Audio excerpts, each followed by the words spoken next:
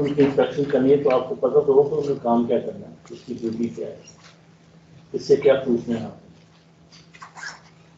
और कैसे चेक कर रहे हैं उनको। काम करने वालों में काम चोर भी होते हैं, वो कैसे पकड़ रहे हैं, कैसे काम किया जाए। और दूसरा एस्पेक्ट जो है ना वो ये है कि बेसिकली यही एक्टिविटीज हैं, पैकिंग, लेवलिंग, बैरल सीलिंग, जो मैकेनाइज हो गया ना, तो ये मैनुअल ऐसा मैकेनाइज हो रहा है, होना है पानी पेट के लिए। तो जो मशीनें हैं ना वो भी यही एक्टिविटीज को परफॉर्म करती है, एक्टिविटी तो नई नहीं होती। फर्क इतना पड़ता है कि जो काम मैनुअली पहले हो रहा होता है वो काम तो मशीनें कर देती है। तो एटलीस्ट वो एक्टिविटीज का आप पता होना आपको जरूरी, तो एक्टिविटीज है क्या, तो ट्रैक को मेंटेन करने के लिए जरूरी है। क्या कैसे होता है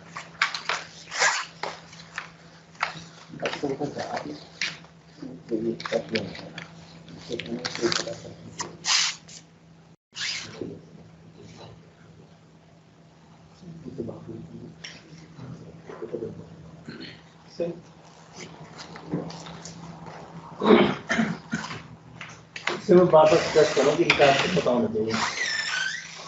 अब तरीके कि जब आप गैंग में जाते हैं तो इंस्पेक्शन करते हैं, उनके टूल्स देखते हैं, उनका काम देखते हैं। मेरी प्रैक्टिस ये होती थी कि जहाँ पे उन्होंने काम खोला होता था ना, खोलना मुराद है जिस जगह काम कर रहे होते थे, तो उनको अगर पता होता है ना कि एजेंट ने आना है, एजेंट ने आना है, तो उनका काम ठीक होता था, बिल्कुल होता था। बट जिस दिन आप नहीं आते उसे क्या किया, तो मैं आमतौर पर क्या पूछ सकता हूँ, उनके पास एक पैन चार्ट होता है जिसमें बताता हूँ मैं सारे डॉक्यूमेंट जो उनके पास होने चाहिए। गैस चार्ट में वो हर दिन के डिटेल लिखते हैं, किस दिन कहाँ पे कौन से किलोमीटर पे क्या काम किया, तो उसको गैन चार्ट लें उनसे और उस पर देखें कि उन्होंने 2 दिन पहले या 3 दिन पहले कहाँ पे काम किया, 1 दिन पहले कहाँ पे काम किया। तो बेहतर है कि मेट को लेकर और पीटीआर को लेकर उस जगह पर चले गए जहाँ पे 2 दिन पहले 3 दिन पहले काम किया, वहाँ जाकर देखें कि उन्होंने काम किया तो वहाँ पर ठीक है होगा मिल जाए। अगर नहीं हुआ तो इसका मतलब है कि काम नहीं किया होगा जो भी है। और अगर ठीक होगा जैसे को कहें अच्छे लोग काम कर रहे हैं, ठीक है। तो ये इसकी मैकेनाइजेशन जो होगी उसमें यही एक्टिविटीज है, यही नई चीज नहीं आती। गैंग को लीड कौन करता है? मेट इजाजत होता है, कोई दिक्कत नहीं। और मेट ना हो तो आमतौर पर टीमैन आ जाता है, और टीमैन की जगह पर दूसरा गैंगमैन टीमैन के तौर पर चले जाता है। और समटाइम्स टीमैन नहीं किया था, मेट गैंगमैन से जो एक्सपीरियंस होता है वो उनको काफी करना बेसिकली मेट की। इससे अगर मैं सारा तो नहीं होगा, लेकिन अगर कहते हैं कि अगर आपने पढ़ा है इसमें इक्विपमेंट जो है गैंग के पास वो क्या क्या होता है।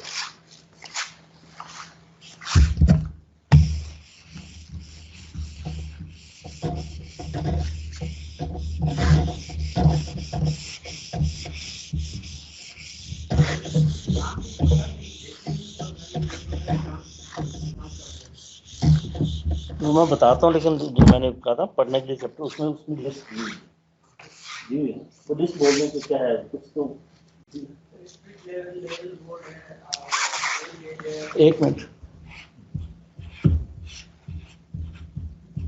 स्पिरिट लेवल ठीक है,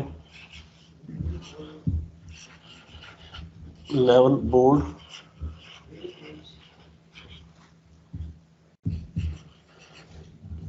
रेल गेज, ठीक हो गया।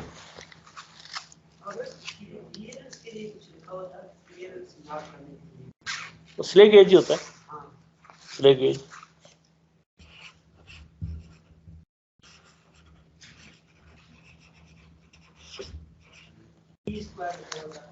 टी स्क्वायर बिल्कुल ठीक है। अब ये किस लिए होता है मैं बताता हूँ आपको। और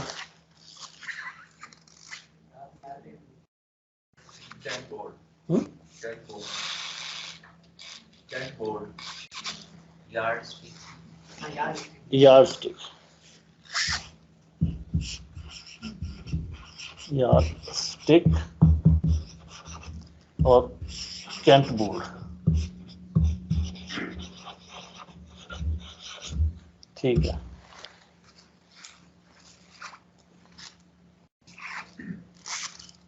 और भी याद होता है।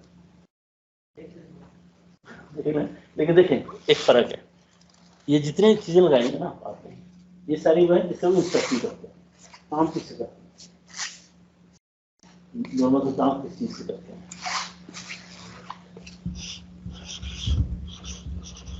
मीटर्स बिटर पैकिंग तो हो रही है, तो लकड़ी में तो स्टील तो बिटर पैकिंग चलती है, लकड़ी के स्लीपरों में और स्टील के स्लीपरों में तो बिटर पैकिंग चलती है।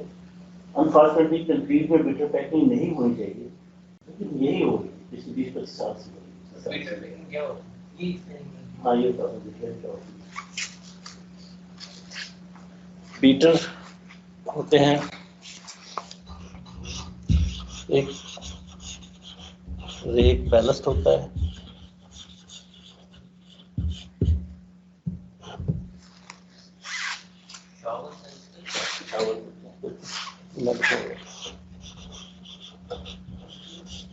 शावर्स होते हैं, और देखें आप देखने की खरीद याद रहेगा। क्रोबार, क्रोबार,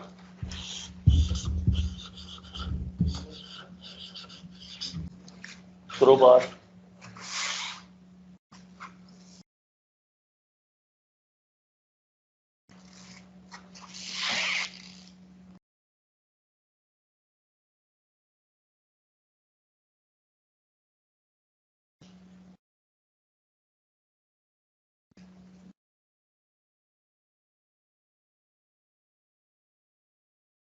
और है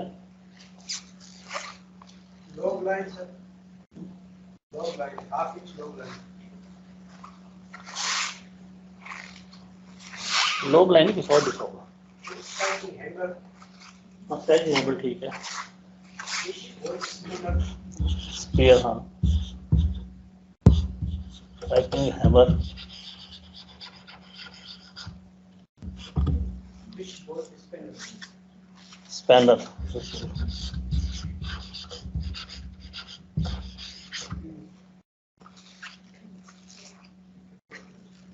तो पलंग लाइन दिखाऊंगा कल पढ़ रहे हैं। sir, two sets of edges, ये क्या होता है? Edges fillets and lamps, hand sealing, and access is hand sealing, 9 detonators indications, marking chart, template, blueprint for plus and tanks. तो जोर से बोलते हैं स्टार्ट सिग्नल स्टार्ट दिखता नहीं, हैंड सिग्नल्स। ये सर रेल गेज है, लेवल बोर्ड है, स्प्लिट लेवल है, सी स्क्वायर है, कांच बोर्ड है, हाफ इंच लॉग लाइन है, यार्ड स्टिक है, कीइंग स्पाइकिंग हैमर है, फिश बोल्ट स्पिनर है, two sets of hand signal flex and lamps है, 9 डेटोनेटर्स इन केसेस है, मार्किंग चार्ट है and template wooden for plus and take section. ठीक, अब इनका फंक्शन क्या है जिसके लिए समझा के और भी हैं, शॉवल्स हैं, फुआरास हैं, हीटर्स हैं, क्रोबार्स हैं। जी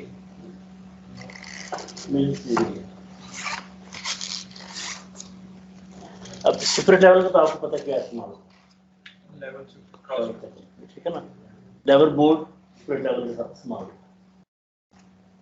लेवल बोर्ड क्या होता है? लेवल बोर्ड एक लकड़ी का फट्टा है सीधा, जिसको गज कहते हैं, तो क्या कहते हैं, गज नहीं गज होता है तो गेज गज मापने के लिए।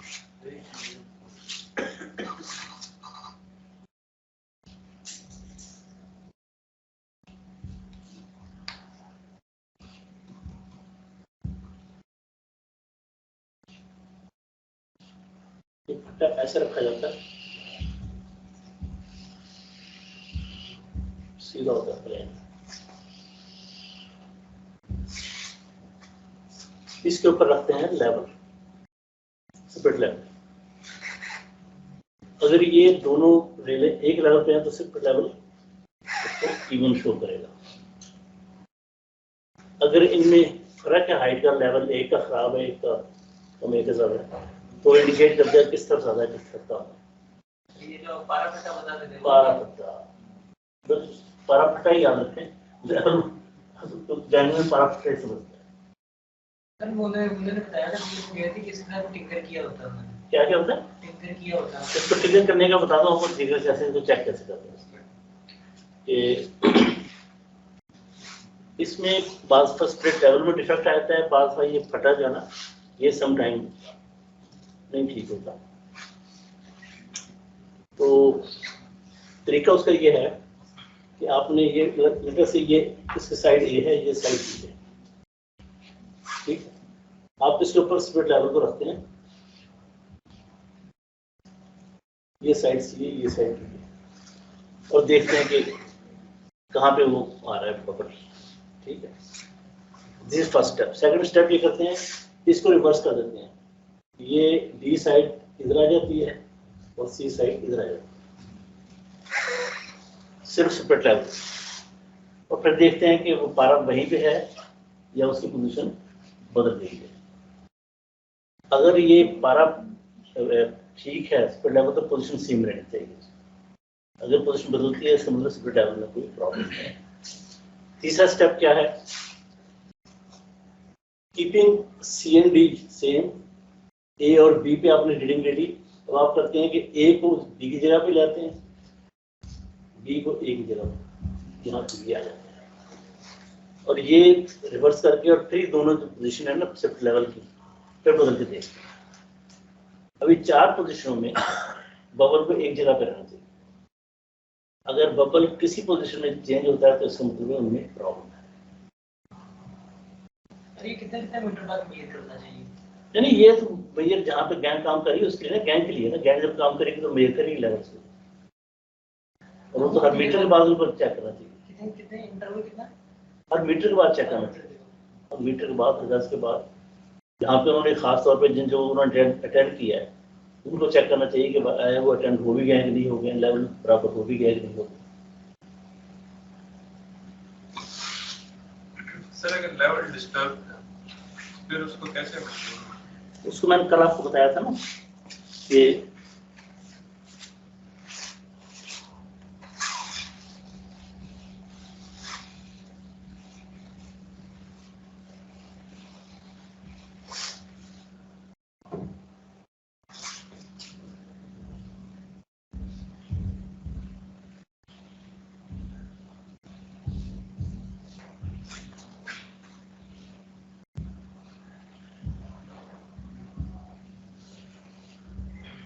ये 2 रेल हैं, इनको एक लेवल होना चाहिए। अब आप देखते हैं कि ये नीचे है या ये ऊंची है, या there is a difference in level. मेट जब आता है ना साइड पे पहला काम ये करता है, तो वो ये देखता है कि इन दोनों रेलों में इसकी बीट में, क्योंकि आमतौर पर बीट सेलेक्ट करता है कि कौन सी आज उसने 100 मीटर 150 मीटर कौन सा ट्रैक उसने अटेंड करना है। जब सिलेक्ट कर लिया उसने या थ्रू पैकिंग कर रहे हैं तो फिर कंटिन्यूअस बीट वो कंटिन्यूअसली करेंगे। उसने देखा इन दोनों में से कौन सी रेल अपनी जगह पर जरा बेहतर नजर आती है। आमतौर पे वो जमीन पे झुक के ये जो है ना सरफेस, इसको नीचे से देखते हैं फिशिंग एरिया को। इसको इसलिए देखते हैं कि जो सरफेस होती है ना ये, इसमें अनइवननेस अदरवाइज आ जाती है समटाइम, तो वो आपको सही पिक्चर नहीं देती कि स्टेट है या नहीं है, कहाँ पे डिप्रेस है कहाँ पे नहीं। यहाँ से जब देखते हैं तो बिल्कुल सही पोजीशन नजर आती है कि ये जो रेल है पूरी या जो ट्रैक है इस पोर्शन में वो कहाँ वहाँ पे डिप्रेस्ड है। जहाँ पे डिप्रेस्ड है वहाँ पे वो निशान लगा लेते हैं चाक से, चाक है जिधर चाक की पार्ट है इक्विपमेंट का, वहाँ पे निशान लगा लेते हैं कि यहाँ पे। अब इसको हम पंजाबी में तो कहते हैं बाई, हाँ नजर की बाई, नजर वाली बाई, अभी का लफ्ज़ मतलब क्या है, नजर वाली बाई। तो वो इसको बना लेता है, इसके वापस में स्टैंडर्ड बना लेता है। सबसे पहले वो इसको अटेंड करेंगे, इसमें जो लो जॉइंट्स है ना उनको वो उठाएंगे और लॉन्गिट्यूडल लेवल्स इसी पारे फटेंगे तो लॉन्गिट्यूडल लेवल ठीक करेंगे। जहाँ पे डिप्रेस है वहाँ पे पैकिंग करके, पैकिंग बीटर जो है ना, जो स्लीपर होता है ना, ये स्लीपर है,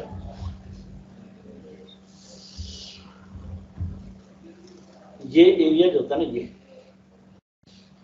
बैलेंस्ड का रेल के नीचे तकरीबन 20 इंच के करीब होता है, ये पैकिंग होती है बीटर से, या मशीन जब करती है मशीन से इन एरियाज को पैक करते हैं। सर ये लो है तो इसको पैक करेंगे तो ये स्लीपर ऊपर उठेगा, ऊपर उठेगा तो वो लेवल पे चला जाएगा। अब ये उनकी जजमेंट होती है कितना पैक किया, कितना ऊपर उठ जाना है, तो नजर आता है, कोई इसमें नाइटेक नहीं है। तो सबसे पहले वो इस रेल को, जिसको नजर की बाई कहते हैं, उस सारी को पहले वो लेवल कर लेगा, ठीक है। उसको लेवल करने के बाद फिर वो इस रेल पे आएगा और पारा फटा ऐसे रख के दोनों का डिफरेंस ऑफ लेवल चेक करते जाएगा और इस रेल को इस रेल के लेवल पे पैक करके दोनों का लेवल बराबर कर देगा। और एट द सेम टाइम जब वो ये करेगा, साथ में गेज है वो भी मेजर करता जाएगा और जहाँ गेज के एडजस्टमेंट चाहिए वो भी साथ साथ करेगा। सर इतनी एक्यूरेसी कैसे मेंटेन करते हैं? अब इक्विपमेंट इसलिए दिया गया, तब फिर मैनुअल वर्क है। अब मैनुअल होते तो होती है मेंटेन, होती है। तो ये जब आपके पास मेजरमेंट के लिए पहले इंचों में था ना सारा, तो मीटर में आ रहा है, लेकिन गैंगो में या सिस्टम में भी तो इंचों में चल रहा है। तो अब जब गेज मेजर करते हैं तो आपके वेरिएशंस क्या है बोला, याद है किसको? अलाउड वेरिएशंस गेज की कितनी है? 3/8 पॉजिटिव, 1/8 नेगेटिव, 1/8 टाइट, 3/8 स्लैब। ये है लिमिट्स इसकी। तो within these limits measure करना, मतलब एक सूत कहते हैं ना आम जुबान में, तो एक सूत कहते हैं 1/8। तो एक सूत टाइट होना चाहिए, 3 सूत स्लैब हो सकता है, या देखना आइडियल तो है कि एग्जैक्ट हो 5 से, वो नहीं होगा, पॉसिबल भी नहीं है, लेकिन नियरेस्ट टू दैट जितना होगा उतना बेहतर है, वो कर लेते हैं। तो उसके बाद ये इसको वो लेवल करता है, तो जब इसको लेवल करेगा इसके साथ तो इसके लॉन्गिट्यूडनल लेवल भी ऑटोमेटिकली ठीक हो जाएंगे, गेज ठीक करेगा। और उसके साथ जो दूसरी एक्टिविटीज़ हैं, अब उसमें बात आ गई इक्विपमेंट। पैकिंग जो करते हैं ना वो बीटर से करते हैं। बीटर क्या होता है? ड्राइंग मेरी इतनी अच्छी नहीं है, मैं शुरू आपको गूगल का गूगल पर क्या करना, गूगल पे बखर बीटर की तुरंत से हो गया, गूगल दिखाएगा भी कि नहीं।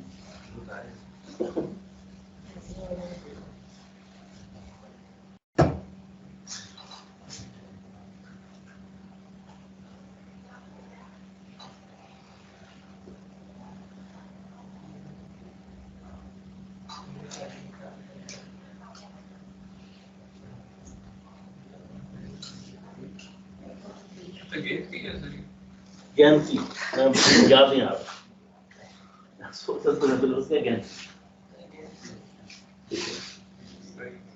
ये ज्ञान की इसकी ये साइड होती है ना, ये थिक होती है, ये थिन होती है, ये पैकेज काम आती है पुश करने के बैलेंस को स्लीपर नीचे, और यहाँ ये जो बैलेंस को लूज करना होता है, यहाँ पे जो हार्ड केक बना होता है तो उससे काम आता है।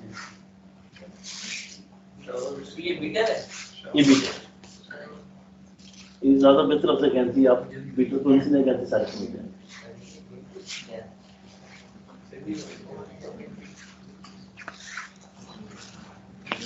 अच्छा, इस सेपरेट लेवल का देख लिया, लेवल बोर्ड का देख लिया, रेल गेज का देख लिया, स्ले गेज का मैंने को बताया था आपको, इसमें कोई है किसी को?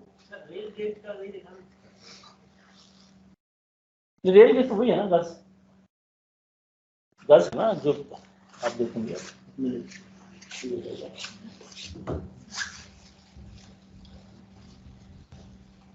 जो पुरानी तरह से है ना, जो हमारे लोग अभी तक इस्तेमाल कर रहे हैं, स्टील की एक पट्टी है,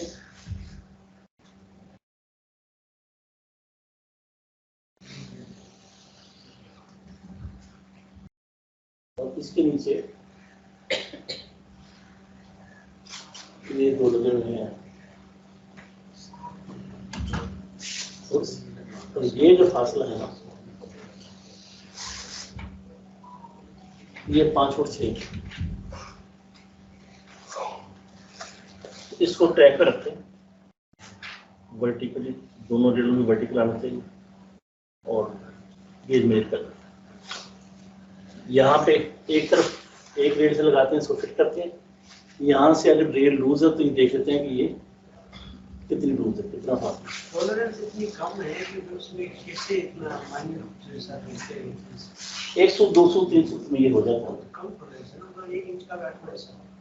हाँ, लेकिन वो उसके लिए वो बने होते हैं, वो जिस तरह स्टेयर टाइप स्टेप्स जो बने होते हैं, वही एग्जैक्टली उसका नाम स्टेप्स कहते हैं। उसके इसमें आपने लिखा था ये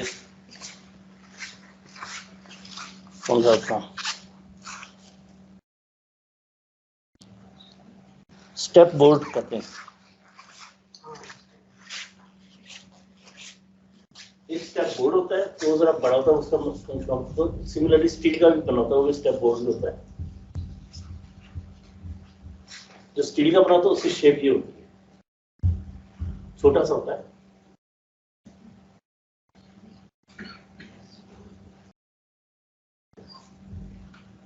हर राइजर जो है ये एक बड़ा है, हर राइजर जो है 1/8 इंच है,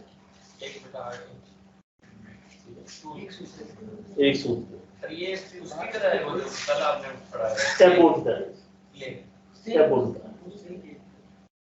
इसमें और सर स्लेब में क्या फर्क है?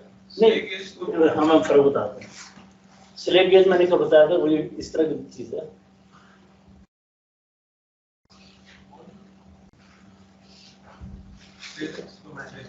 ये है गेज की जो है ना, डिफरेंस मेजर करने के लिए 1 सूत्र, 2 सूत्र स्मॉल मेजरमेंट।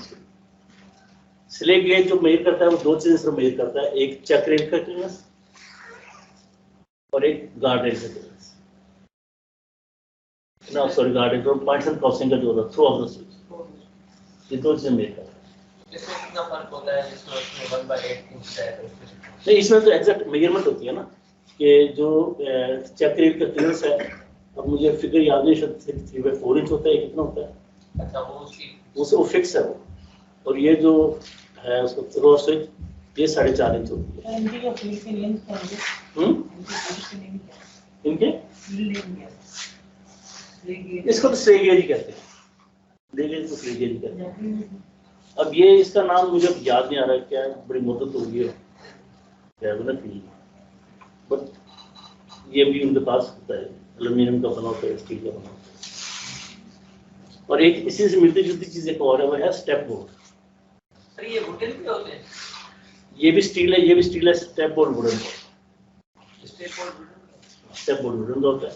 ये दोनों स्टील के होते हैं। ये आमतौर पे मैंने देखा लोगों के पास ब्रास का बना होता है, ये स्टील का होता है।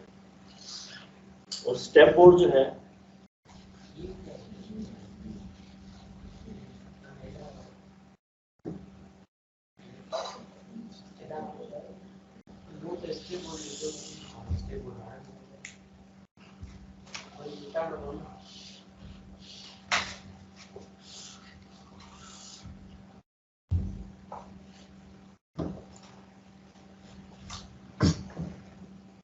स्टेप बोर्ड मेजर करने के लिए है कैंट सुपर एलिवेशन।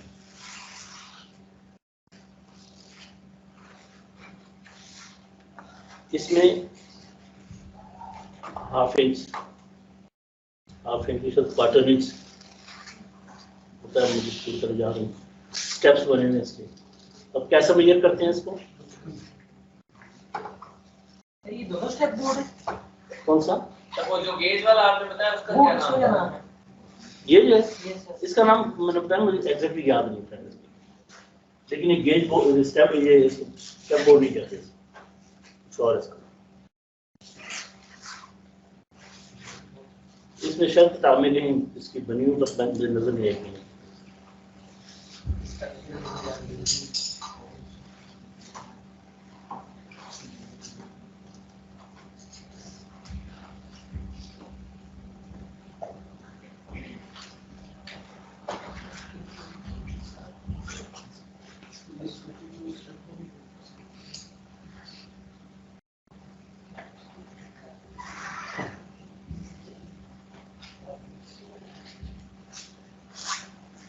ये दो रेले हैं, अब इसका लेवल हाई है, इसका लो है, ये मतलब कैट दिया हुआ है इसको, सुपर दिया हुआ है, ये इनर रेल है, ये आउटर रेल है। जब इस पे आप रखेंगे पट्टा तो वो सराउंडिंग होगा। अब यहाँ ये करते हैं, इसको स्टेप बोर्ड को लेते हैं, इसका पहला स्टेप यहाँ पे डालते हैं, जो करते हैं उसको ऊपर उठाते हैं, लेवल देखते हैं, ठीक है। अगर लेवल फिर भी इधर जा रहा है तो अगला स्टेप रख देते हैं, तीसरा स्टेप रख देते हैं, जिस स्टेप पे वो लेवल हो जाए वो सुपर एलिवेशन आता है। मुझे हाफ इंच याद पड़ता है, सर 1/4 इंच होता है, हाफ इंच होता है, 1/4 इंच से कम होता है, ठीक है। कैंट को मेजर करने का, सुपर एलिवेशन मेजर करने का एक और भी तरीका है जो फील्ड में इस्तेमाल होता है। वैल्यू एडजस्ट करने के नीचे पैकिंग हो जाती है। हाँ, एडजस्टमेंट पैकिंग से कर, आपको पता ना कि यहाँ पर सुपर एलिवेशन आपका 4 इंच होना चाहिए, 3 इंच आ रहा है, पैक कर दो। सर यहाँ पे तो ट्रैक में बैलेंस के लिए तो सिर्फ पैकिंग होती है, वो तो क्या नहीं है? इतना बैलेंस तो होता है। तो गोल्डन में गए थे तो वहाँ पे तो एक 2 से 3 इंच की बहुत मुश्किल हुआ। 2-3 इंच से पैकिंग तो हो जाती है, नीचे मिट्टी रह जाती है। बात है ना कि देखिए, ये जो एक बात जो हमारे से जब हमने सर्विस लाइन की ना, तो हमारे ये यार से बोरा साहब हमारे दोस्त थे, वेरिएबल पर्सन, तो प्रोबेशन उनके पास 36 साल के लिए, जैसे इस वक्त जाते थे आपको ये तो आज हमने तमाम मकसद उनके पास गए कितना रहती है, तो उन्होंने कहा कि हर बंदा को टिप्स बताता है आपको, उन्होंने बताया कि आप जो पीडीवाइस के पास जाएंगे ना, तो आप कहेंगे सर बैलेंस नहीं है, सर बैलेंस नहीं है, बैलेंस खत्म हो गया है, सर बैलेंस हो गया, क्या करें। तो उन्होंने कहा कि उसके ऊपर जवाब देना है आपने, वो सख्त हराम दर्द हो, ये पिछले 50 साल से जो बैलेंस में डाला हो तो कहाँ गया, बैलेंस तो है वहां पे, जमीन में दब गया, अब कुछ सुल्तानों की सौदा है, आपकी जिम्मेदारी करना। तो मकसद आपको बताने का ये है कि बैलेंस तो वहां पे था, वो परवराइज होके मिट गया, ये नीचे फंस गया, तो पैकिंग तो हो जाती है, बट बैलेंस अपनी जगह पे क्लीन होना चाहिए, वो एक अलग बात है। क्लीन होना चाहिए और सफिशिएंट होना चाहिए। फ्रांस लाइनों पे 8 इंच का स्टैंडर्ड था पहले, वरना 12 इंच का जहाँ पे है वो 12 इंच होना चाहिए। ग्रीन बैलेंस का तो मतलब जिसका कहते हैं कि उसका तो कंपनसेशन ही कोई नहीं, लेकिन हमारे यहाँ चूँकि भारत मेंटेनेंस से बहुत सीरियस प्रॉब्लम रहे हैं हमारे, तो हमारे यहाँ वो बैलेंस जो है ना वहाँ पे हार्ड पेज बन गया, उसको बार बार तोड़ना मुश्किल है, कर सकते हैं, that's not a good situation. उसकी वो ड्रेनेज भी खराब होती है और परफॉर्मेंस तो खराब होती है। पैकिंग है ना, पैकिंग तो प्रैक्टिकली मिट्टी से भी हो जाती है, बट लूज होती है। अच्छा, दूसरा तरीका जो बता रहा था आपको कर्व चेक करने का, या कर्व पे स्पेशलाइजेशन चेक करने का।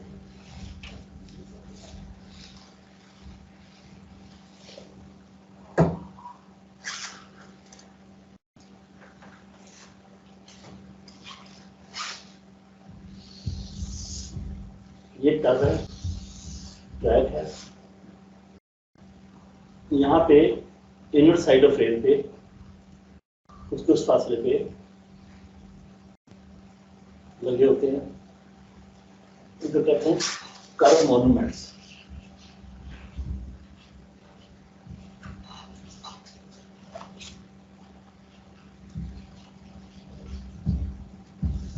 तो फील्ड में जाएंगे, किसी कर्व पे जाएंगे तो ढूंढ देखेंगे कर्व मॉन्यूमेंट्स कहाँ पे तो लगे होते हैं। कर्व मॉन्यूमेंट क्या चीज है? ये रेल का एक पीस पुराना, उसको काट के उसकी जो फुट है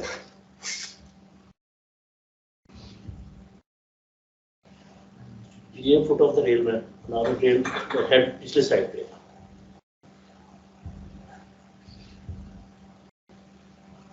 इसको इस शेप में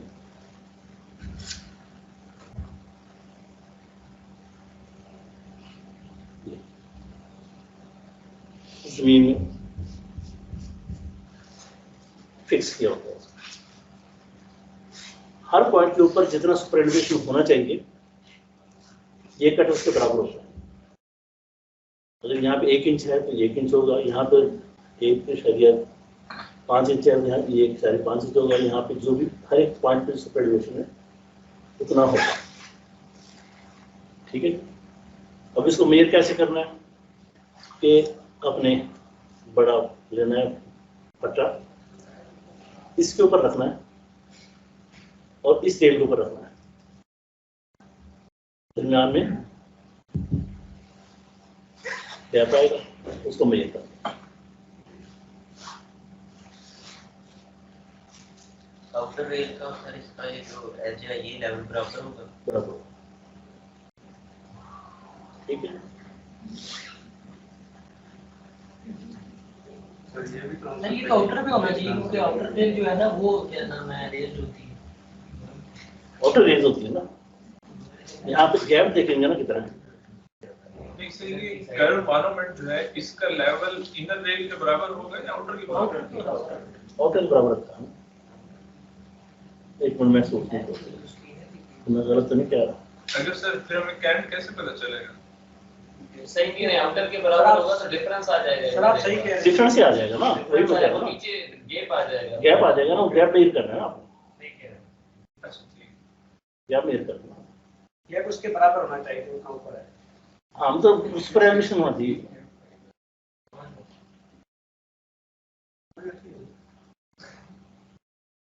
नहीं गया आई थिंक सर वो तो सर गैप आएगा हमारे दरमियान में रेल के ऊपर, वो जो डिफरेंस आ रहा है टोटल का टोटल वो कर्व मॉन्यूमेंट के ऊपर आ रहा है। आप सही कह रहे हैं, आप क्रॉस सेक्शन बनाएंगे तो एलिवेशन हाँ आ जाएगा, लेकिन सुन मुझे मेजरमेंट मुझे शक नजर आ रहा है मेजरमेंट में। चलें लेट मी थिंक, मैं बताता हूँ आपको, फिलहाल आगे ये इसको ध्यान में रखें, दोबारा करेंगे। अच्छा, what is a T square?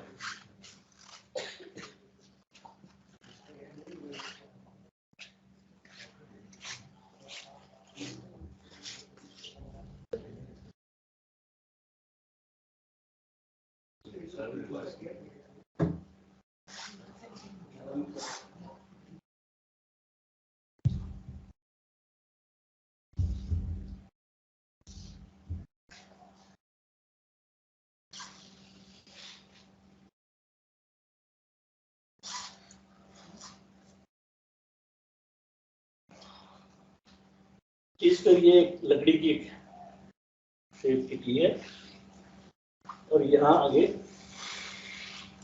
धागा होता है।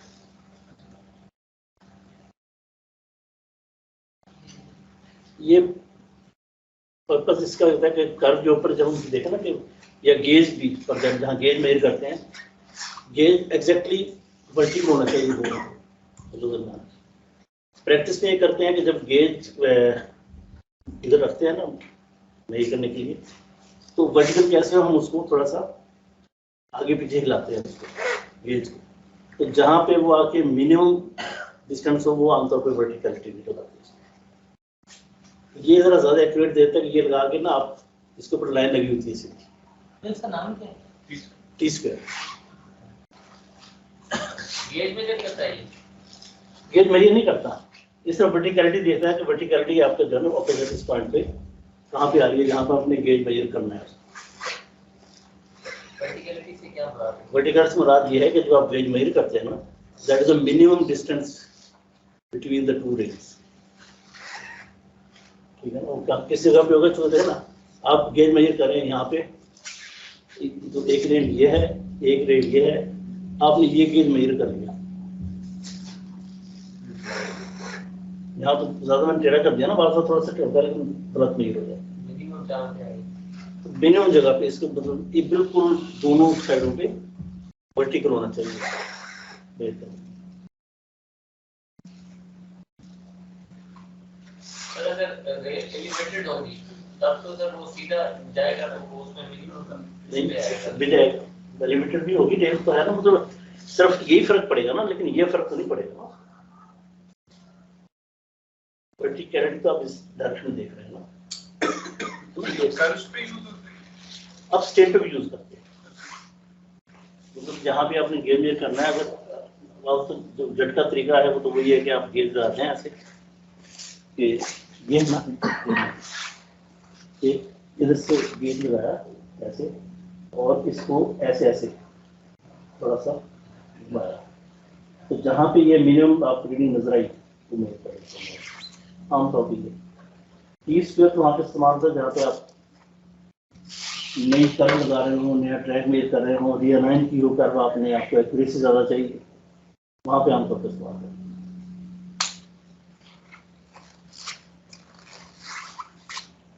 अच्छा, इसमें और चीज़ है क्रोबार, रेक बैलेस्ट और क्रोबार। रेक बैलेस्ट होता है बेसिकली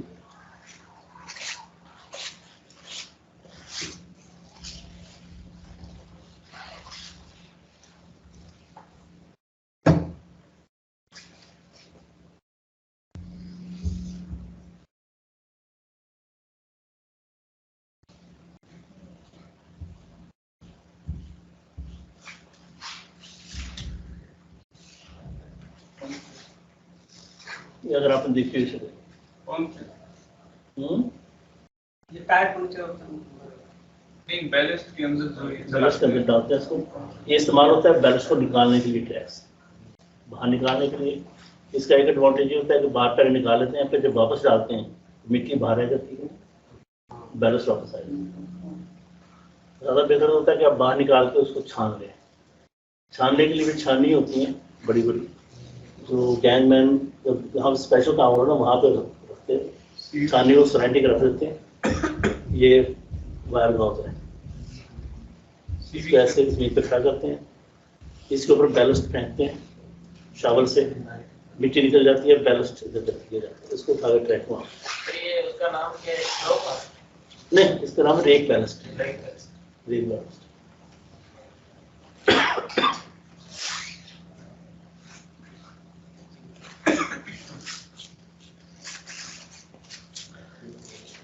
अब है क्रोबार।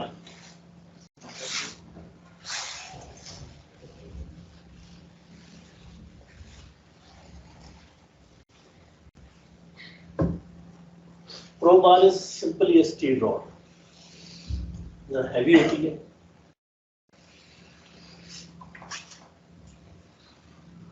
आपके नजर पॉइंट होती है, और इधर इसके की बनी होती है इस तरह से,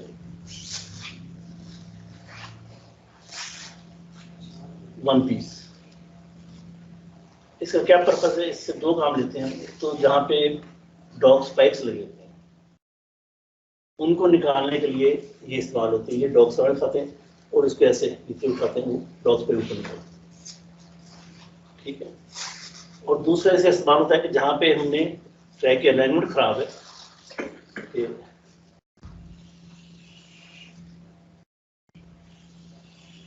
अलाइनमेंट खराब है, अब इस अलाइनमेंट को आपने इस जगह पे लेके आना है। तो ग्रुप ऑफ 8 to 10 गेम वो करते हैं, पास क्रोबार देते हैं, मेक उनको वॉच करता है, बैलेस्ट निकाल देते हैं और इधर से क्रोबार लगाते हैं स्लीपर्स के नीचे। इकट्ठे 8-10 बंदे क्रोबार लगाते हैं और फिर इसको पुश करते हैं ऐसे लीवर एक्शन से, ऐसे होगा, इसको ऐसे करके ना पुश करते जाते हैं उसको। तो ये फिर मूव करना शुरू करता है, जब पोजिशन में आ जाता है तो उसको वहाँ पैक कर।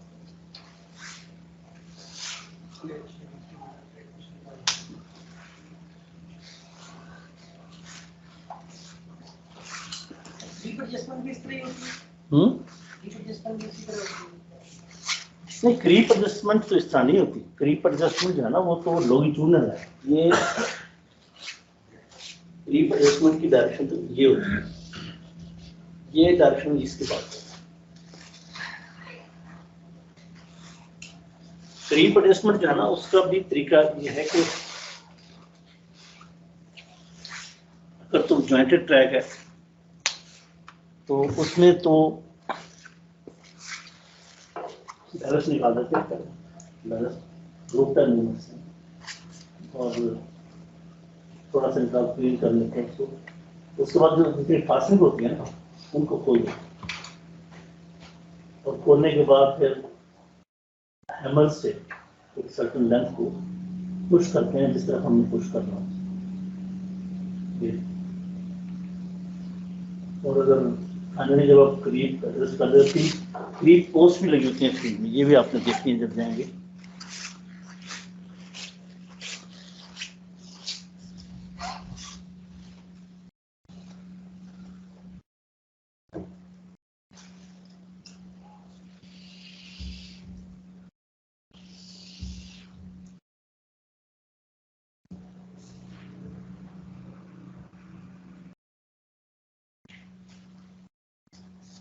ये जॉइंट से रेल के ऊपर तो क्रीप पोस्ट डिफरेंट किलोमीटर्स पे लगा देते हैं। जब जब नहीं आप कितना उसका 0.5 किलोमीटर है या 1 किलोमीटर है, उस क्रीप पोस्ट का मतलब होता है कि जब ट्रैक ले किया गया तो जॉइंट यहाँ पे थे, तो ये जॉइंट यहाँ से चल के यहाँ आ गया तो इसका मतलब क्रीप चल गई, आपने इसको वापस इस जगह पे लेके आना। जॉइंटेड ट्रैक खोल लेते हैं, एक ग्रेड निकाल लेते हैं, जितना इजीली पुल हो सकता है उतना पुल करते हैं, उसको फिट करते हैं, उससे आगे फिर उसको खोलते चले जाते हैं। वेल्डेड ट्रैक में ज़रा मुश्किल हो जाता है, उसमें टेम्परेचर पहले देखना होता है। टेम्परेचर वो तो वेल्डेड ट्रैक में क्रीप होनी चाहिए अगर फास्टिंग और कुछ से, लेकिन हो जाए तो टेम्परेचर देखते हैं कि टेम्परेचर एक्सेप्टेबल है या नहीं है। उसके बाद एक सर्टेन लेंथ खोलते हैं और उसको फिर इसकी फास्टिंग खोल देते हैं सारी, उसको पुश करते हैं और फिर पोजिशन में ला के उसको जो है टाइट कर देते हैं। आमतौर पर ग्रैब बन जाता है, वहाँ से उसमें फिर बेल भी लगानी पड़ जाती है, फिर काटनी पड़ जाती है, तो डिपेंड करता है। ये बुक में लिखा हुआ था फोर्थ चैप्टर में कि जो ये गेम होती है ये जब काम कर रही हो और ट्रेन आ रही हो तो फिश प्लेट इसमें एक बोल्ट लगा के ट्रेन को आप पास करवा सकते हैं, या स्लीपर कोई निकाला है तो निकाल ट्रेन को पास करवा रहे हैं, तो ये कैसे होता है? नहीं, वो उसमें पहली बात है ना कि अगर ऐसी सूरत हुई है ना तो आमतौर पर जब ऐसा काम जानकारी होते हैं ना जिसमें ये अपने फिश प्लेट खोलनी है, रेल बदलनी है, स्लीपर बदलना है, स्लीपर बदलने के लिए डालें के लिए गिफ्ट डालें, तो वहाँ पे हम तो सिग्नल कर लेते हैं अपना फीड के लिए रेड फ्लैग, वो भी ज्ञान पास करें इस तरह का ये काम जो इस तरह काम है वो कम से कम 8 रुपये की निगरानी में होता है, मेट अपने तौर पर नहीं करता, तो 8 रुपये होगा या 3 रुपये होगा वहाँ पर। तो वो ट्रैक के बड़ा फ्लैग होता है रेड कलर का,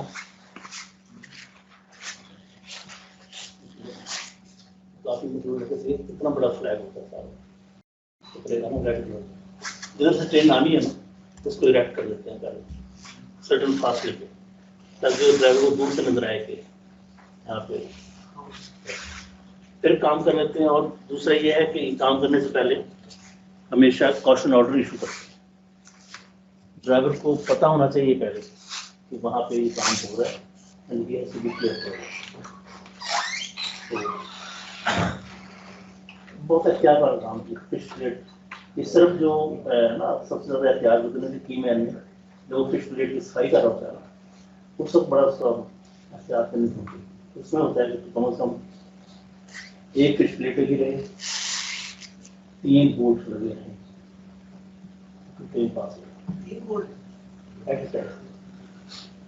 3 बोर्ड या 4 बोर्ड को मतलब ना फिश प्लेट एक में से बात है कि एक फिश प्लेट आपने निकाली हुई है, अब सारे बोर्ड नहीं निकाल। अगर ट्रेन आपको आती नजर आ रही है, टाइम थोड़ा है, तो बोर्ड 3 या 4 दिन लगे वो लगा दें, लूज लगे हुए पर लगे नहीं, जिसमें प्रोसीजर पूरा लिखा हुआ है। इसका जो ऑयलिंग ग्रेफाइटिंग करते हैं ना, तो कैसे सीक्वेंस है उसकी फिश बोर्ड निकालने का, ऑयलिंग ग्रेफाइटिंग करने का, उसको दोबारा फिश करने का। तो ये कितना टाइम होता है ट्रेन एक उधर एक दूसरी आने डिपेंड करता है टाइम टेबल पे यार। में? मिनिमम टाइम आप समझे कि 2 स्टेशन के दरमियान आमतौर पर ट्रेवल डिस्टेंस 10 से 15 मिनट होता है। हल्की से तेज आ रही है तो 15 मिनट का अवकाश होता है। इतना टाइम तो मिलता है। यहाँ पे एक टर्म है स्लेक मार्जिन्स, किस तरह से यूज करते हैं इसमें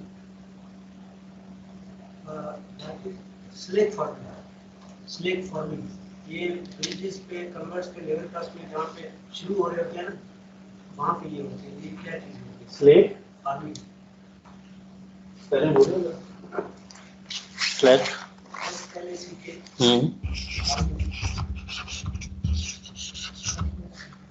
स्लेट फार्मिंग फार्मिंग फार्मिंग, अच्छा फार्मिंग बन जाता है।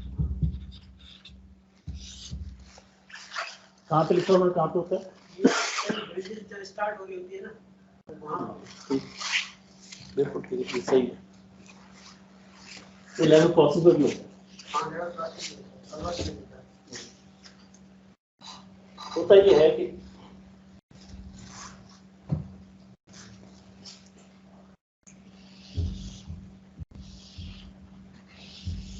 लेट अस से ये ब्रिज है, पीछे से ये नॉर्मल ट्रैक ग्राउंड को बना रहा है।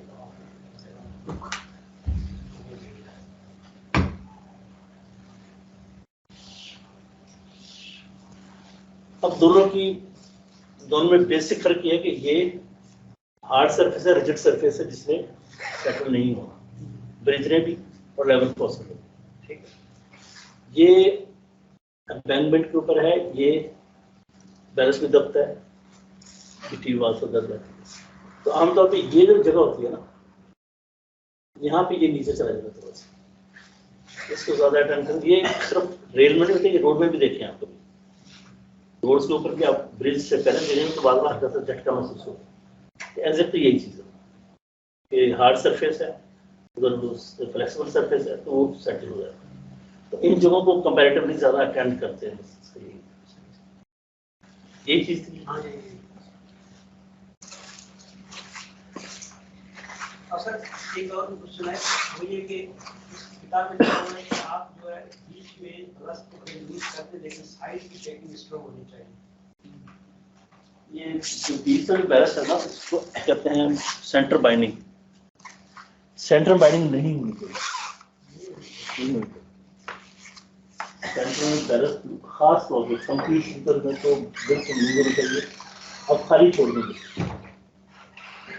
सेंटर को आप खाली छोड़ दें ना थोड़ा सा, ज़्यादा बेहतर है निस्बत वहाँ पे बैलेंस डालने के लिए। लेकिन सेंटर का बैलेंस लूज रहना चाहिए, वरना वो जो PSC स्लीपर है खास तौर पे, उसके जो स्ट्रेसेस है वो स्टॉप हो जाता है। वो तो डिज़ाइन इसलिए इस तरह से होता है कि उस पर जो सिर्फ पैकिंग एरिया जो रेल है वहाँ पे प्रेशर आएगा, उसलिए डिज़ाइन है। अगर आप सेंटर में प्रेशर दे देंगे तो नेगेटिव प्रेशर जाएगा। नीचे अगर हार्ड केक है ना, तो इसका मतलब नीचे से प्रेशर ऊपर डाल रहा है, प्रेशर ऊपर जा रहा है, तो वो उसको उसके लिए वो डिज़ाइन तो क्रैक होगा। मतलब अगर ब्रश कम है तो बीच वाला निकाल के साइड में लगा दें। हाँ वो दिखता है।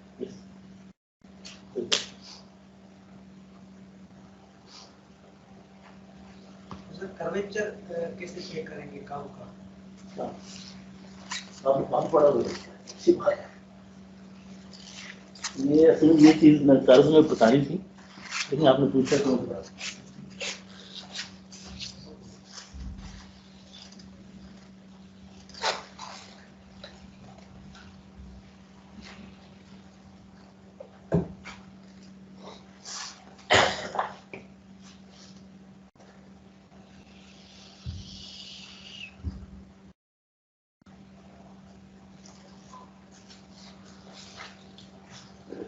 असल में मैंने जो इसकी क्लैरिटी के लिए मुझे एग्जैक्ट फिगर्स याद नहीं है, बट मेरे ख्याल है 10 फीट का 3 फीट का बनाते हैं और उस पर निशान लगा देते हैं।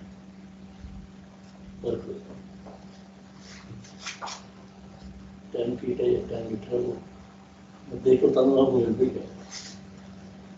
इसमें ये डोरी लेते हैं सॉल्ट, एक दिन छोड़ के इन दोनों को मिलाते हैं, इसको मेजर करते हैं।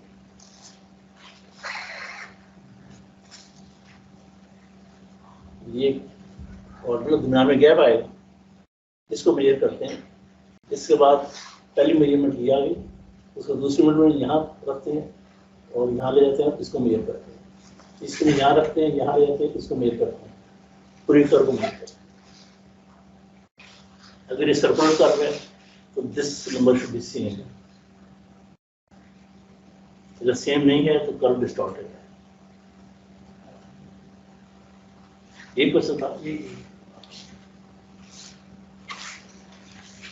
ये जब कर पड़ेंगे फिर दोबारा से देखेंगे। डिग्री का सिस्टम के लिए 4 डिग्री पर फिर वो जो किस डिग्री का वो आपका रिकॉर्ड था, जो डिग्री का रिकॉर्ड होता है, ये तो रिकॉर्ड होता है ना, उसमें हर एक आपका कब रजिस्टर होता है।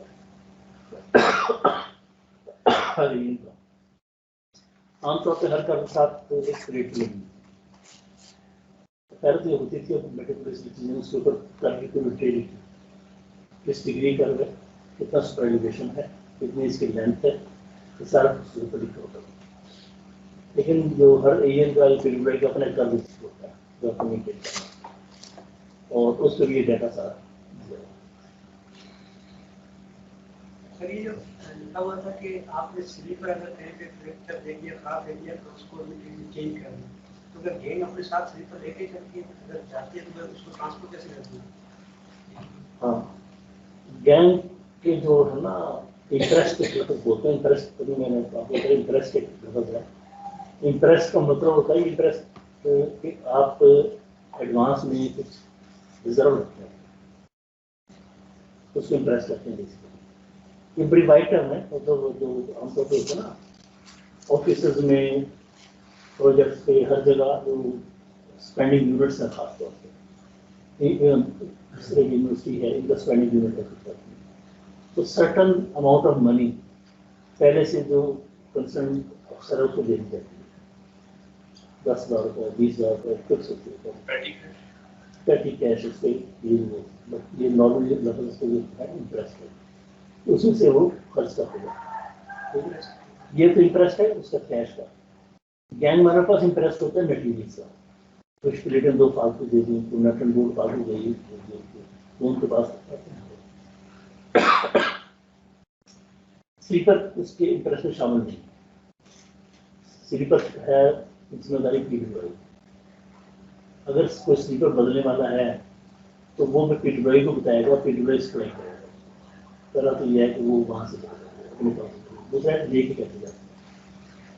एक मशीन एक इक्विपमेंट होता है पीडब्ल्यूआई के पास, उसको कहते हैं डिप्लोरी। और मैं ये जो टर्म बोल रहा है ना, ये लिख लें, सिर्फ इसलिए लिख लें, जब आप फील्ड में जाए ना तो उनको कहे कि ये क्या चीज़ है, दिखा दें डिप्लोरी क्या चीज़ है, ये जो इक्विपमेंट है ये क्या चीज़ है। डिप्लोरी तो 2 होते हैं,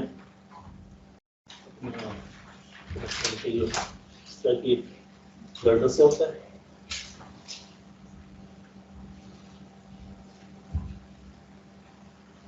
इंडिपेंडेंट होते हैं, इनके नीचे व्हील्स लगे होते हैं, वो व्हील की शक्ल जैसे अगर बनाए तो ये अगर ये गर्डर है तो नीचे इसके लिए व्हील्स लगे हुए हैं, रेल व्हील्स छोटे, ठीक है। ये दोनों लेते हैं, इसके ऊपर स्लीपर ऐसे रख लेते हैं, रेल्स भी इसके ऊपर लेके जाते हैं, रेल एक तो लेके जाने ना थोड़ी रेल, वो इसके ऊपर लेके जाते हैं और फिर इसको मैनुअली पुश करके ले जाते हैं। लेकिन इसके लिए 2 चीज़ें जरूरी हैं, एक ये कि या तो आप ब्लॉक लें अगर उसको ट्रेन ना आए, या आप इतने कॉन्फिडेंट हो और कॉशन ऑर्डर दे के आप ले जाएं कि ट्रेन का टाइम नहीं है, ट्रेन आने का चांस नहीं है, अगर कॉशन ऑर्डर दें आपको परमिशन लेनी पड़ती है। परमिशन ट्रैक दो ही सोचते हैं ना कि या तो ब्लॉक में, ब्लॉक का मतलब ये है कि भाई आपने ट्रैक बंद कर दिया, आ ही नहीं सकते, ठीक है। दूसरी होती है कि जहाँ पे ट्रैफिक डेंसिटी ज़्यादा नहीं है और मुझे आप समझते हैं कि 3-4 घंटे बाद ट्रेन आएगी तो व्यू है उसे, तो फिर आप कॉशन ऑर्डर देंगे, इतला देंगे और फिर ले जा सकते। अगर ट्रेन आ भी जाए, उसको कॉशन ऑर्डर मिल जाए, उसको पता हो कि ट्रॉली हो रही है, तो वो फिर आ जाए। तो इसको कहते हैं कि dip, DIP, dip trolley, lorry, lorry. Dip lorry.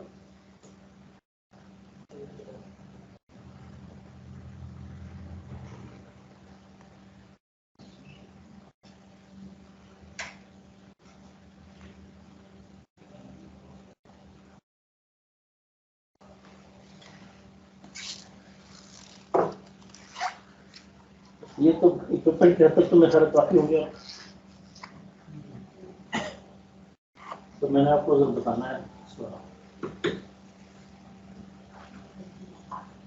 कर का। इसके अलावा जो है और उसमें हम क्या देख सकते हैं, ये एक होना है, ये कि frequent inspection of the timber decking of trolley refugees includes carrying out to replace the इसका मतलब ये है ब्रिजेस जो होते हैं ना, ब्रिजेस, बड़े ब्रिजेस, छोटे ब्रिजेस,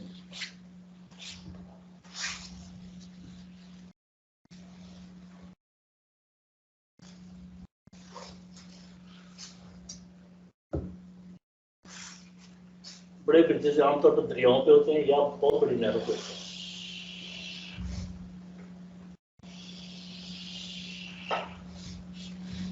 ये ब्रिज है, 1 किलोमीटर में 700 मीटर, 8 किलोमीटर बड़ा ब्रिज है। आप इसके ऊपर ट्रॉली कर रहे हैं, ट्रॉली कर रहा है या इंजन कर रहा है या डिप्लॉरी कर रहे हैं, तो वहाँ पे कुछ भी है। इन ब्रिजेस के ऊपर सर्टेन डिस्टेंस के ऊपर पास में बनाते हैं ट्रॉली रिफ्यूज। एक डेकिंग सी होती है छोटी सी बाहर की तरफ, जिसकी फेंसिंग लगी होती है चारों तरफ ऐसे, और ये दूसरा एक्सटेंशन से देता है। इसको पर्पज ये होता है कि आप इसके ऊपर हैं और ट्रेन आ जाती है तो इसको उठाया और यहाँ पर ट्रॉली उठाने की हल्की होती है। ट्रॉली जो होती है ना, उस ट्रॉली तो बहुत हल्की होती है, 4 आदमी इसकी लिप आपको दे जाते हैं ट्रॉली में है, तो कुछ ट्रॉली भी हल्की होती है, बहुत आसान है, उसको 2 आदमी उठाते हैं। मोटे ट्रॉली जो एक के पास होती है वो हैवी होती है, वो भी इसलिए होती है उसे 4 आदमी उठाते हैं, 4 आदमी दिए जाते हैं। अब ट्रॉली में 4 ट्रॉली में और 1 ट्रॉली मैकेनिक, 5 बंदे एक ट्रॉली के लिए दिए जाते हैं, तो वो इतने होते हैं जो आराम से उठा कर लेते हैं। लेकिन बता दो कॉमन जगह होती है, बंदे खड़े हो जाते हैं। हाँ, इतनी जगह होती है, बड़ा होता है ट्रॉली, वो ट्रॉली भी खड़ी कर लेंगे आप, बंदे भी कर लेंगे।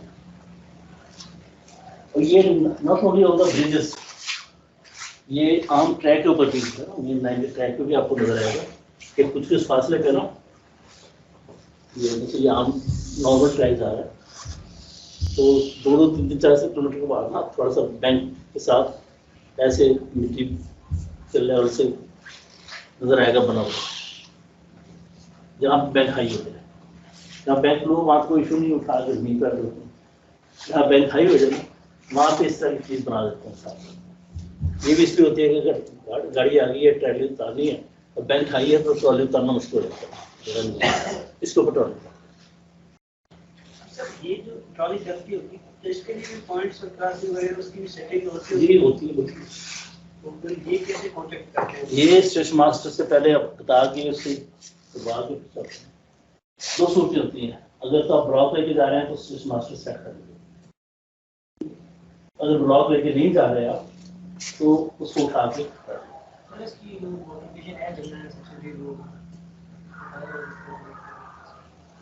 आप वो करें कि सब देखा वो सेफ तो यही है कि आप लाइन क्लियर दे के जाएं, थोड़ा मोटर ट्रॉली को आप उस ट्रॉली में तो लाइन क्लियर नहीं है,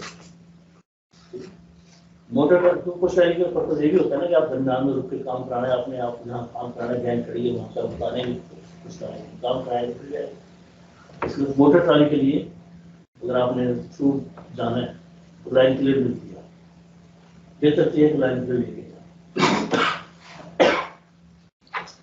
और अगर लाइन क्लियर नहीं लेते और आपको लगता है कि आप ज़्यादा टाइम लगेगा तो आप ला करके इसको चले जाएँ और रास्ते में जहाँ भी रुकना हो इस किस्म के खाने क्लासिक के ऊपर आप उठा के उस पर रखते हैं, लेकिन हैवी नहीं। अभी आप देखेंगे फील्ड में जाएंगे तो आप सामने लोग करेंगे, खाएंगे 4 बंदे 5 बंदे खा के खाना पड़ेगा बस। अच्छी बात आप में प्रश्न आते हैं, ठीक है आने चाहिए। इधर से नेचुरली फील्ड लेंगे तो थोड़ा सा रिस्पॉन्स कम आता है, बट डजंट मैटर। अब तो कौन सा जीआईआर एक्सपेक्टेड होती है ना, तो उससे तमाम डिपार्टमेंट्स के हेड जाते हैं ना, कोच होती है जीआईआर की सेक्शन कोच, तो आप देखेंगे वो सब पूरी जिसके 2 हिस्से हैं।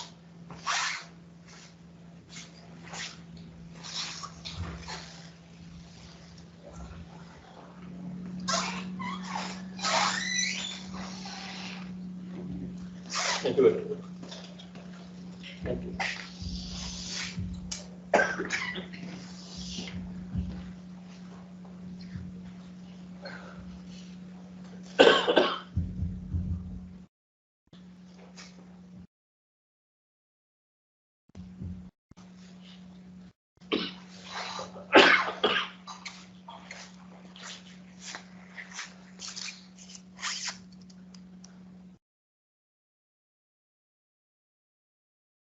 बड़े बड़े लीडर हैं, लीड कैसे कर लेते हैं पानी की प्रॉब्लम समझ आती है।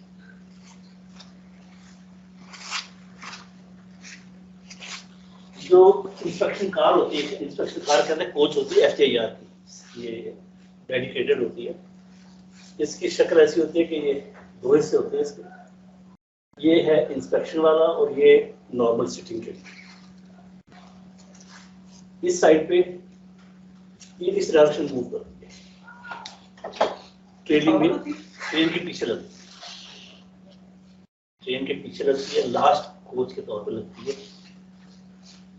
इस डायरेक्शन ट्रेन मूव करती है, इसको हम कहते हैं ट्रेलिंग विंडो इंस्पेक्शन। लोग आपने सुना होगा ट्रेनिंग TRAIL ट्रेलिंग विंडो। कल मैंने आप जिक्र किया था ना फुट प्लेट का। Foot plate is one way of doing the inspection, this is another way of doing the inspection, other this is a better way of doing the inspection. इतनी अच्छी आपको इंडिकेशन रनिंग की, track की, training window में मिलती है ना, locomotive में नहीं मिलती। तो लेकिन ट्रेनिंग विंडो आम चुके कोच हर एक के पास अवेलेबल नहीं है, जीआईआर के पास है। तो लास्ट कोच पैसेंजर कोच में या फिर दूसरी होती है कि गार्ड की मैं सबसे पीछे लगी हुई, उसमें बैठ के आप कर सकते।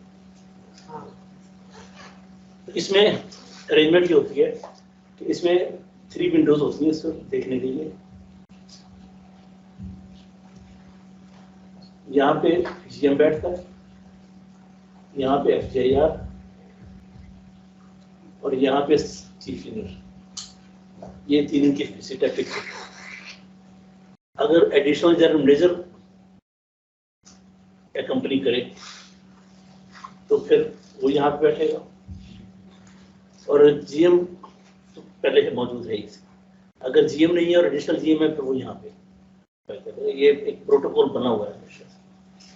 इससे पीछे सारी चेयर्स लगी होती हैं जिनके ऊपर बाकी डिपार्टमेंट के सारे लोग बैठते हैं। चीफ सिग्नल इंजीनियर होगा, चीफ मैकेनिकल इंजीनियर होगा, चीफ मैकेनिकल इंजीनियर CNW होगा, चीफ मेडिकल ऑफिसर होगा, और जितने भी प्रिंसिपल ऑफिसर होते हैं ना, पाकिस्तान में कहते हैं प्रिंसिपल ऑफिसर, ये भी प्रिंसिपल ऑफिसर का वो यहाँ पे बैठ सकते हैं। ये इधर नॉर्मल स्पीड प्लेस है कि किसने आके इधर आना है, थोड़ी देर रेस्ट करना है। तो इधर या जूनियर स्टाफ जो है मतलब AN आमतौर पे यहाँ पे बैठा था जीआईआर के साथ। AN तो सब फोकस में होता है, तो बाकी डीएम दूसरे डीएमईज डीटीओज वगैरह वो सारे इधर बैठे होते हैं, ये फिर जो डिस्कशन हो रही होती है बुला लेते हैं, देख लेते हैं, कर लेते हैं बात। रजिस्टर्स वगैरह जो सारे इंस्पेक्शन होते हैं वो यहाँ पे रखे होते हैं आपने, तो ये है हम तो बुला के पूछ लेते हैं कि ये रजिस्टर दिखा दें, वो रजिस्टर दिखा दें। तो ये कोच बेसिकली इंस्पेक्शन की होती है। तो पर्पस ये था कि ये this is another way of training inspection का। तो जब आप बात करते हैं कि जब गैर इंस्पेक्टर जाते हैं तो हर डिपार्टमेंट में लोग होते हैं, और इंटरेस्टिंगली जब गैंग चेक कर रहे हैं या ब्रिज चेक कर रहे हैं, सभी होते हैं, सभी देख रहे हैं, और हर एक को इजाजत होती है कि उसको नजराती कमजोरी को बताएं, रोक करनी है। तो मैं इसलिए कह रहा हूँ कि आपका जितना होगा ना चाहिए काम आता है। और वैसे भी एज ए रेलवे मैन एक जिम्मेदारी होती है हर रेलवे मैन की, from top to bottom, while traveling in private, traveling officially, अगर कहीं पे उसको कोई कमजोरी नजर आती है, इरेगुलर नजर आती है, you should report it to the person. Form बताना चाहिए, और अगर सेफ्टी प्रोवाइड हो रही हो एक्शन ले लेना चाहिए, ट्रैक बंद करना कर देना चाहिए। इस सब तो वहाँ देखना इतना ऐसा है कि एक गैंगमैन ट्रेन वर्किंग बंद कर सकता है, उसके पास कार मौजूद इज ऑथराइज्ड सेफ्टी है।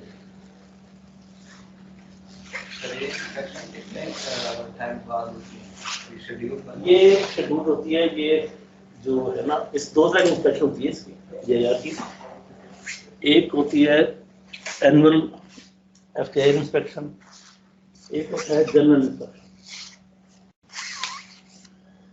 एनुअल इंस्पेक्शन है उसमें जो प्रैक्टिकली 3 साल में एक दफा हर सेक्शन को एफटीआई में देखना इन 3 डेज। तो जैसा ये होता है जब साल शुरू होता है ना जुलाई में, तो पूरे साल का शेड्यूल इशू करना पड़ता है कि इस महीने में ये डिवीजन है, ये सेक्शन है, इस महीने में ये डिवीजन है, ये सेक्शन है, इस महीने में ये डिवीजन है, और उसी हिसाब से कभी मिलता है। सर ट्रेन की स्पीड क्या होती है? ट्रेन की स्पीड नॉर्मल स्पीड है, नॉर्मल। पहले तो इसमें जो इक्विपमेंट होता था हमारे पास ट्रैक मेजरमेंट के, वो भी इसमें रखे होते थे, पहले आजकल नहीं है हमारे पास। तो और जो जनरल इंस्पेक्शन होती है वो उसके लिए कोई मतलब ऐसे बाइंडिंग नहीं है शुरू की, वो as and when he feels जैसे किसी सेक्शन के बारे में उसको इत्तला मिली कि मतलब गुड कंडीशन तो और इत्तला मिलती है, तो उसमें सिर्फ जीआईआर होता है। एनुअल इंस्पेक्शन पे सारे अफसर जाते हैं, प्रिंसिपल ऑफिसर या जीएमडी आ जाता है। Basically it is an inspection of the general region by the FTI. और कहिए यार अब तो यहाँ तो हमारे कमजोर कर दिया बाय रेगुलेशन, बट इंडिया में अभी भी एफटीआई की जो पावर्स हैं वो इतने फैंटास्टिक हैं कि हम we can close the section, we can find the railway. India में होता है, फर्क ये पड़ गया कि हमारे यहाँ जो जीआईआर है ना उसको कर दिया under the ministry of railways. और दूसरा जो फर्क पड़ गया वो ये है कि असूल ये था कि जो बंदा सीनियर अफसर जीआईआर पर लग गया, he will not go back to field. वो उसको ये खौफ नहीं होना चाहिए कि मैं जाके जीएम के माथे लगा या मैं जीएम लगना चाहता हूँ, उसको ये एम्बिशन नहीं होना चाहिए कि मैं जीएम लग जाऊँगा। वो इंडिपेंडेंटली काम करेगा। इंडिया में भी यही ज़्यादा था, लेकिन इंडिया में ये है कि ये जो जीआईआर है वो मिनिस्टर ऑफ रेलवे का माथा नहीं होता, ये रिपोर्ट्स को जो कैबिनेट डायरेक्ट, और कैबिनेट डिवीजन कंट्रोलिंग अथॉरिटी है, उसका अपना इंटरनल स्ट्रक्चर है। और एफटीआर में जो रेलवे का अफसर सिलेक्ट हो जाता है वो फिर दोबारा वापस करेगा नहीं जाता, उसमें परमानेंट एफटीआर है, तो उनके पास वो इशारा तो भी मौजूद है, तो वो इंस्पेक्शन करते हैं, वो ठीक इंस्पेक्शन करते हैं, लोग पनिश भी करते हैं। सर चेकलिस्ट क्या होती है? चेकलिस्ट 2 हमारे एक तो सेफ्टी ऑफ ट्रेन और दूसरा पैसेंजर एमिनिटीज, 2 हैं उससे प्रभु करते हैं। तो सेफ्टी ऑफ ट्रेन में जो सबसे पहली चीज़ है वो तो ट्रैक आता है। ट्रैक नंबर 1 है, ट्रैक के साथ ब्रिजेस या ट्रैक से राइट जितनी चीज़ें सिग्नलिंग उसको देखते हैं। उसके बाद फिर रोलिंग स्टॉक में लोकोमोटिव्स, चाहे उनकी मेंटेनेंस ठीक हो रही कि नहीं हो रही, शेड में जाते हैं, दूर जिस एरिया की इंस्पेक्शन करते हैं वहाँ का शेड में दूर जाते हैं, शेड का रिकॉर्ड सारा देखते हैं, शेड के परफॉर्मेंस देखते हैं, एक्सीडेंट का रिकॉर्ड देखते हैं, और फिर ये कि ड्राइवर्स जो हैं, जो स्टाफ जो है, उनको प्रॉपर रेस्ट दिया जाता है, नहीं दिया जाता, उनके हालात कैसे हैं।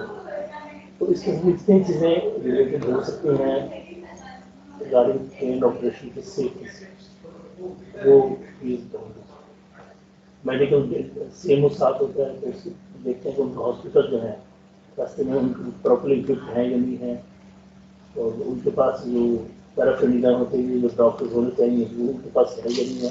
तो ये चीज़ें कम हो गई हैं बहुत, कंट्रोल उस पता नहीं रहा, बट प्राइमरीली आइडियली ये होना चाहिए। और उसके बाद जो दूसरा सेक्टर है वो है पैसेंजर एमिनिटीज़। पैसेंजर एमिनिटीज़ ये हैं कि अब स्टेशन पे जाते हैं तो मुसाफिर को बैठने की जगह ठीक है नहीं, वेटिंग रूम्स के हालात क्या हैं, बाथरूम्स ठीक है या नहीं है, टिकटिंग प्लेसेस ठीक है या नहीं है, लोगों को रिव्यू तो नहीं किया जाता है, इस किस्म की चीज़ें। क्या करेगा स्टेशन छोटे हैं और ऐसे आता है नहीं, स्टेशन सारे स्टेशन थोड़ी देखते ना, होता ही है ना कि जिस वक्त तरीके होता है कि जिस दिन JR इंस्पेक्शन शुरू करता है ना सुबह को मॉर्निंग में, तो एक हम कहते हैं पर्चा निकलता है, वो एक कोई इशू करता है जिसमें एक लिस्ट देता है कि मैंने आज ये चीज़ें देखी है, गैंग कौन से किलोमीटर देखनी है मैंने, ब्रिज कौन से मैंने देखने, 2 ब्रिज आमतौर पर देखते हैं, स्टेशन एक बड़ा एक छोटा।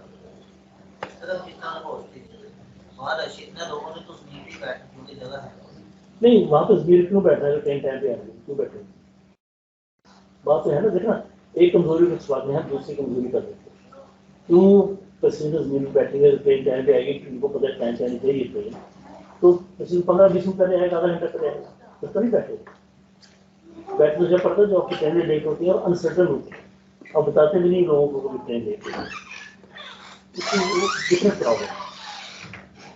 बट जितना देर के लिए 15-20 मिनट के लिए या आधे घंटे के लिए बैठना, उसमें मैसेज होते हैं, रखते भी होते हैं, बट इतने नहीं होते कि पूरी ट्रेन के पैसेंजर आगे बैठते हैं। तो एक बार मैं SM के रूम में बैठा हुआ था, तो एक पैसेंजर आया और उसने पूछा कि ट्रेन कितनी लेट है, उसने कहा कि जब आएगी तो खुद देख लो। ये जवाब है ना, अब दिस इज एटीट्यूड जिसने हमें खराब कर दिया। मतलब मेरे लिए एज DS एज GM सबसे बड़ी तकलीफ होती है जब इस पैसेंजर से बदतमीजी, मैं उसको तो नहीं टॉलरेट करता, मुझे तो तरह नहीं करता हूँ, बड़े टाइम क्या हो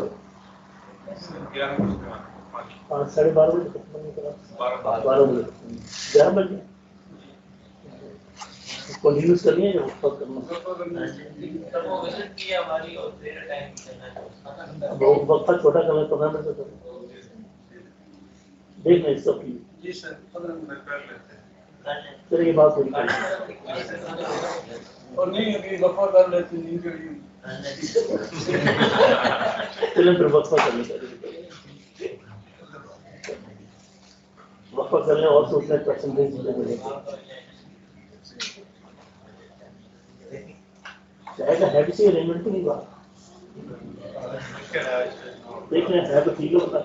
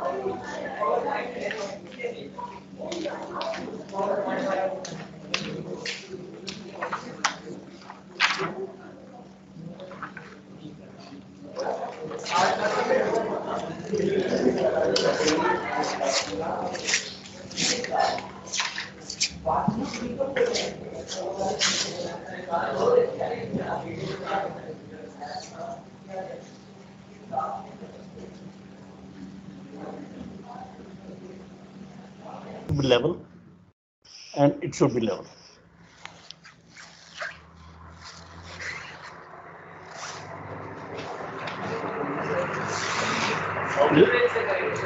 दोनों से कर सकते हैं ना आप।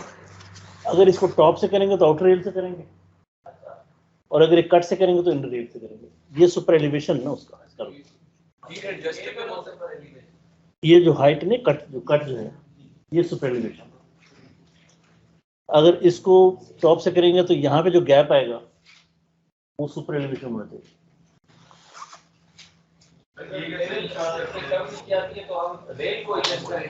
रेल को एडजस्ट करेंगे, लेकिन ये तो फिक्स पॉइंट्स है ना, ये तो परमानेंट रिकॉर्ड है। आपने तो रेल को चेंज करना, बेसिकली इसके लिए लिखेंगे। सर ये भी तो हो सकता है कि इसकी कुछ की अलाइनमेंट ये ज्यादा नीचे चला गया हो। नहीं, ये तो जिस वक्त नया ट्रैक बनाते हैं ना, कर्व लगाते हैं, तो ये नीचे कंक्रीट के साथ एम्बेड करते हैं।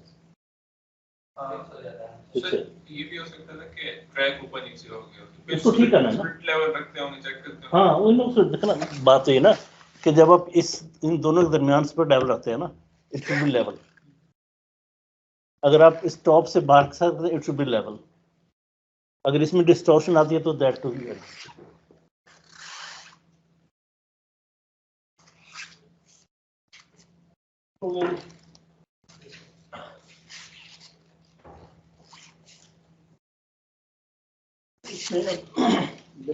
जब ये मैनुअल कितना बड़ा है, इसको क्या क्या जितनी जल्दी कवर कर सकते हैं।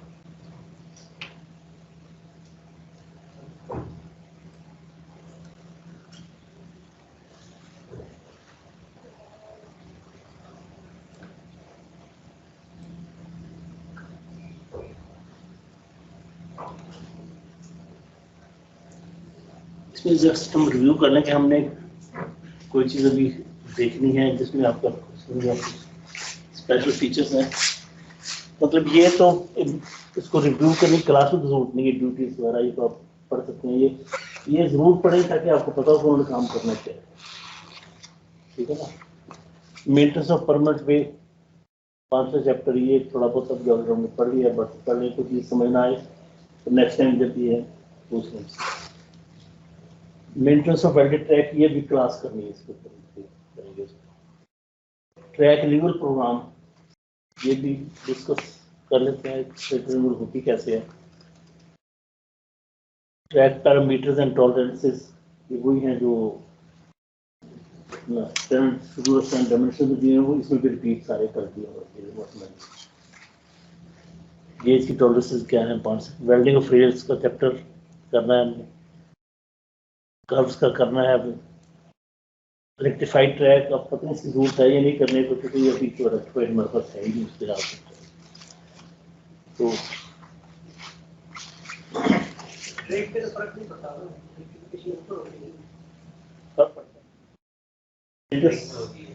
बढ़ जाती है, हाइट सेंसिटिव हो जाती है, और फिर आपको हाई टेंशन कॉल जा रही है तो उसके फोर्स आ सकते हैं, उनका प्लस होता है। मशीनरी आप सोचने के इस्तेमाल करते हैं।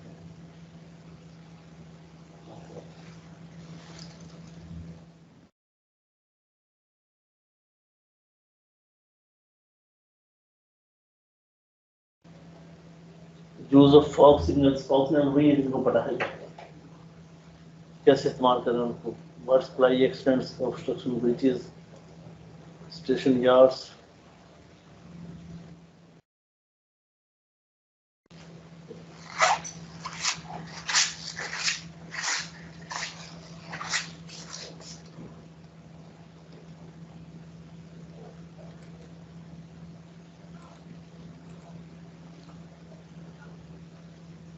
टर्न टेबल क्या होती है? जहाँ पे लोकोमोटिव को टर्न करना। वे bridges, legal authorization for execution and opening of railway works affecting safety of running line। इसका बेसिकली तो जिस्ट ये है कि हर वो काम जो ट्रैक पे आप ये करना हो और उसमें सेफ्टी इन्वॉल्व हो, और उनको ब्रिज की कंस्ट्रक्शन आपने करनी है या पुराने ब्रिज को डिस्मेंटल करके नया बनाना है या मेजर रिपेयर्स ऐसी हैं जो सेफ्टी को प्रोवाइड करती हैं, तो उसके अप्रोच जाइए आप सुविधा नहीं कर सकते। लीगल ऑथराइजेशन का मतलब एक लीगल ऑथराइजेशन आपको एफआईआर देता है। Building and structures other than bridges, sanitation, land acquisition, management and disposal, preparation of plans, preparation of estimates, execution of works and progress reports, construction, railway, renewal of bridges, budget, maintenance accounts, control over expenditure, engineering stores, engineering reserves, plant machinery, construction of new lines.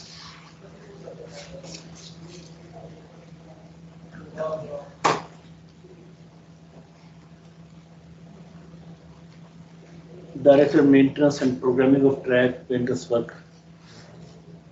ये director maintenance पे थोड़ा सा मैं time लगा देता हूँ। देखने वाली चीज़ है कि एक ज़माने में एक कॉन्सेप्ट आया था, ये जो है ना थ्रू पैकिंग का कुछ शुरू बताया सारा कि 7 महीने आपने थ्रू पैकिंग करनी है, फिर 3 महीने आपने देखना है उसको, मानसून सीजन को देखना है, 2 महीने मानसून की तैयारी करनी है। थ्रू पैकिंग से होता है यार अब नहीं पूछ सकते यार, पूरा ना चैप्टर 5 थ्रू पैकिंग की है सारा पढ़ा भी था आपने, मैंने जिक्र भी किया था। थ्रू पैकिंग जो प्रोसेस है, तो या तो थ्रू पैकिंग करने पहले जो उसको समझना पड़ेगा थ्रू पैकिंग।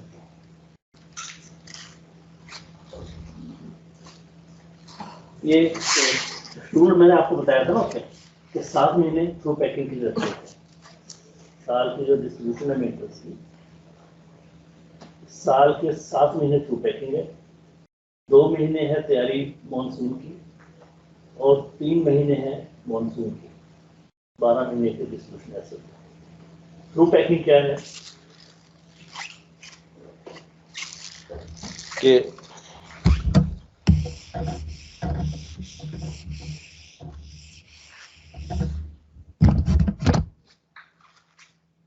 गेंद जिसकी बीट लेटर से 6 किलोमीटर है, मिसाल के तौर पर 6 किलोमीटर है, ये 6 किलोमीटर उसने 7 महीने में कंप्लीट कर।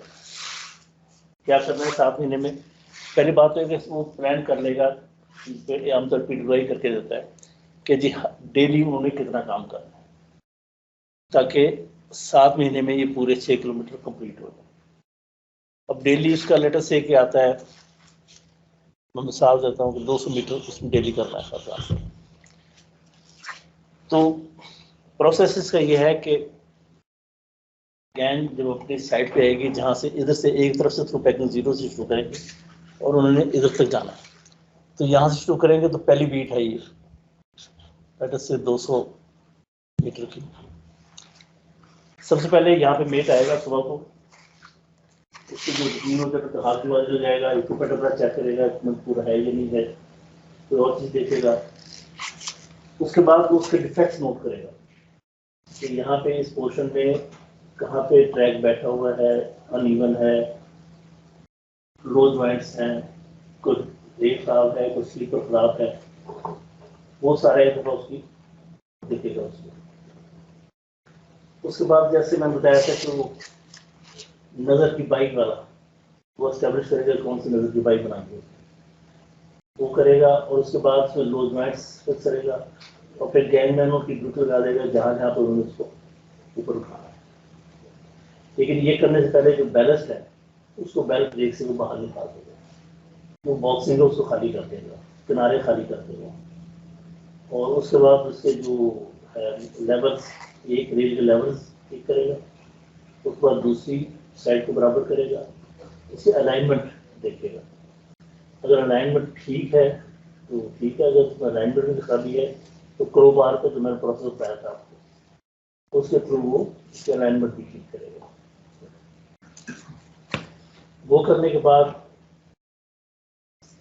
जो उसमें अगर स्लीपर को टूटे हुए हैं उनको बदलना है, फास्टनिंग टूटी हुई है उनको बदलना है, रेल ऐसी इतनी डैमेज है कि वो बदलने वाली है, क्रैक है, तो वो पिघलाई को बताना है, तो नेक्स्ट टाइम उसको बदलना है, उसको नोट करना है, डिफेक्ट्स नोट करने हैं उसमें, उसको बैलेंस बाहर फेंकना है, उसको क्लीन करके वापस डालना है उसमें, और फिर उसकी एक पैकिंग और अलाइनमेंट को चेक करना है, गेज चेक करना है कि गेज यूनिफॉर्म है, विदिन पैरामीटर्स है या नहीं है, क्रॉस लेवल विदिन पैरामीटर है या नहीं है, और उसके बाद कंप्लीट करके और दिन में वो काम ये हर पोर्शन का करते जाना उसमें, और साल में इसको कंप्लीट कर देना। 2 टर्म्स यूज होती हैं, एक थ्रू पैकिंग है और एक और टर्म यूज होती है overhauling track. Overhauling of track में भी ये सारे प्रोसेस होते हैं, प्लस उसमें बैलेंस जो है वो स्लीपर से नीचे से निकालते हैं, उसको भी क्लीन करते हैं, जो बैलेंस की है उसको भी क्लीन करते हैं और उसको वापस डालते हैं, तो इसको जब ये इसको बैलेंस क्लीन शामिल कर दें तो वो आमतौर पर इसको क्या देते हैं ओवरहालिंग ऑफ ट्रैक। तो ये जो पैकिंग आप करेंगे ना उसमें मैनुअल में वो ज़्यादा क्लियर हो जाएगा। ठीक है,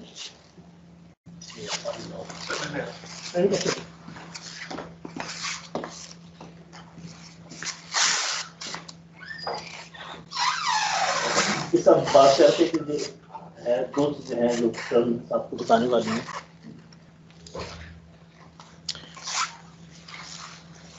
एक है डायरेक्टेड मेंटेनेंस,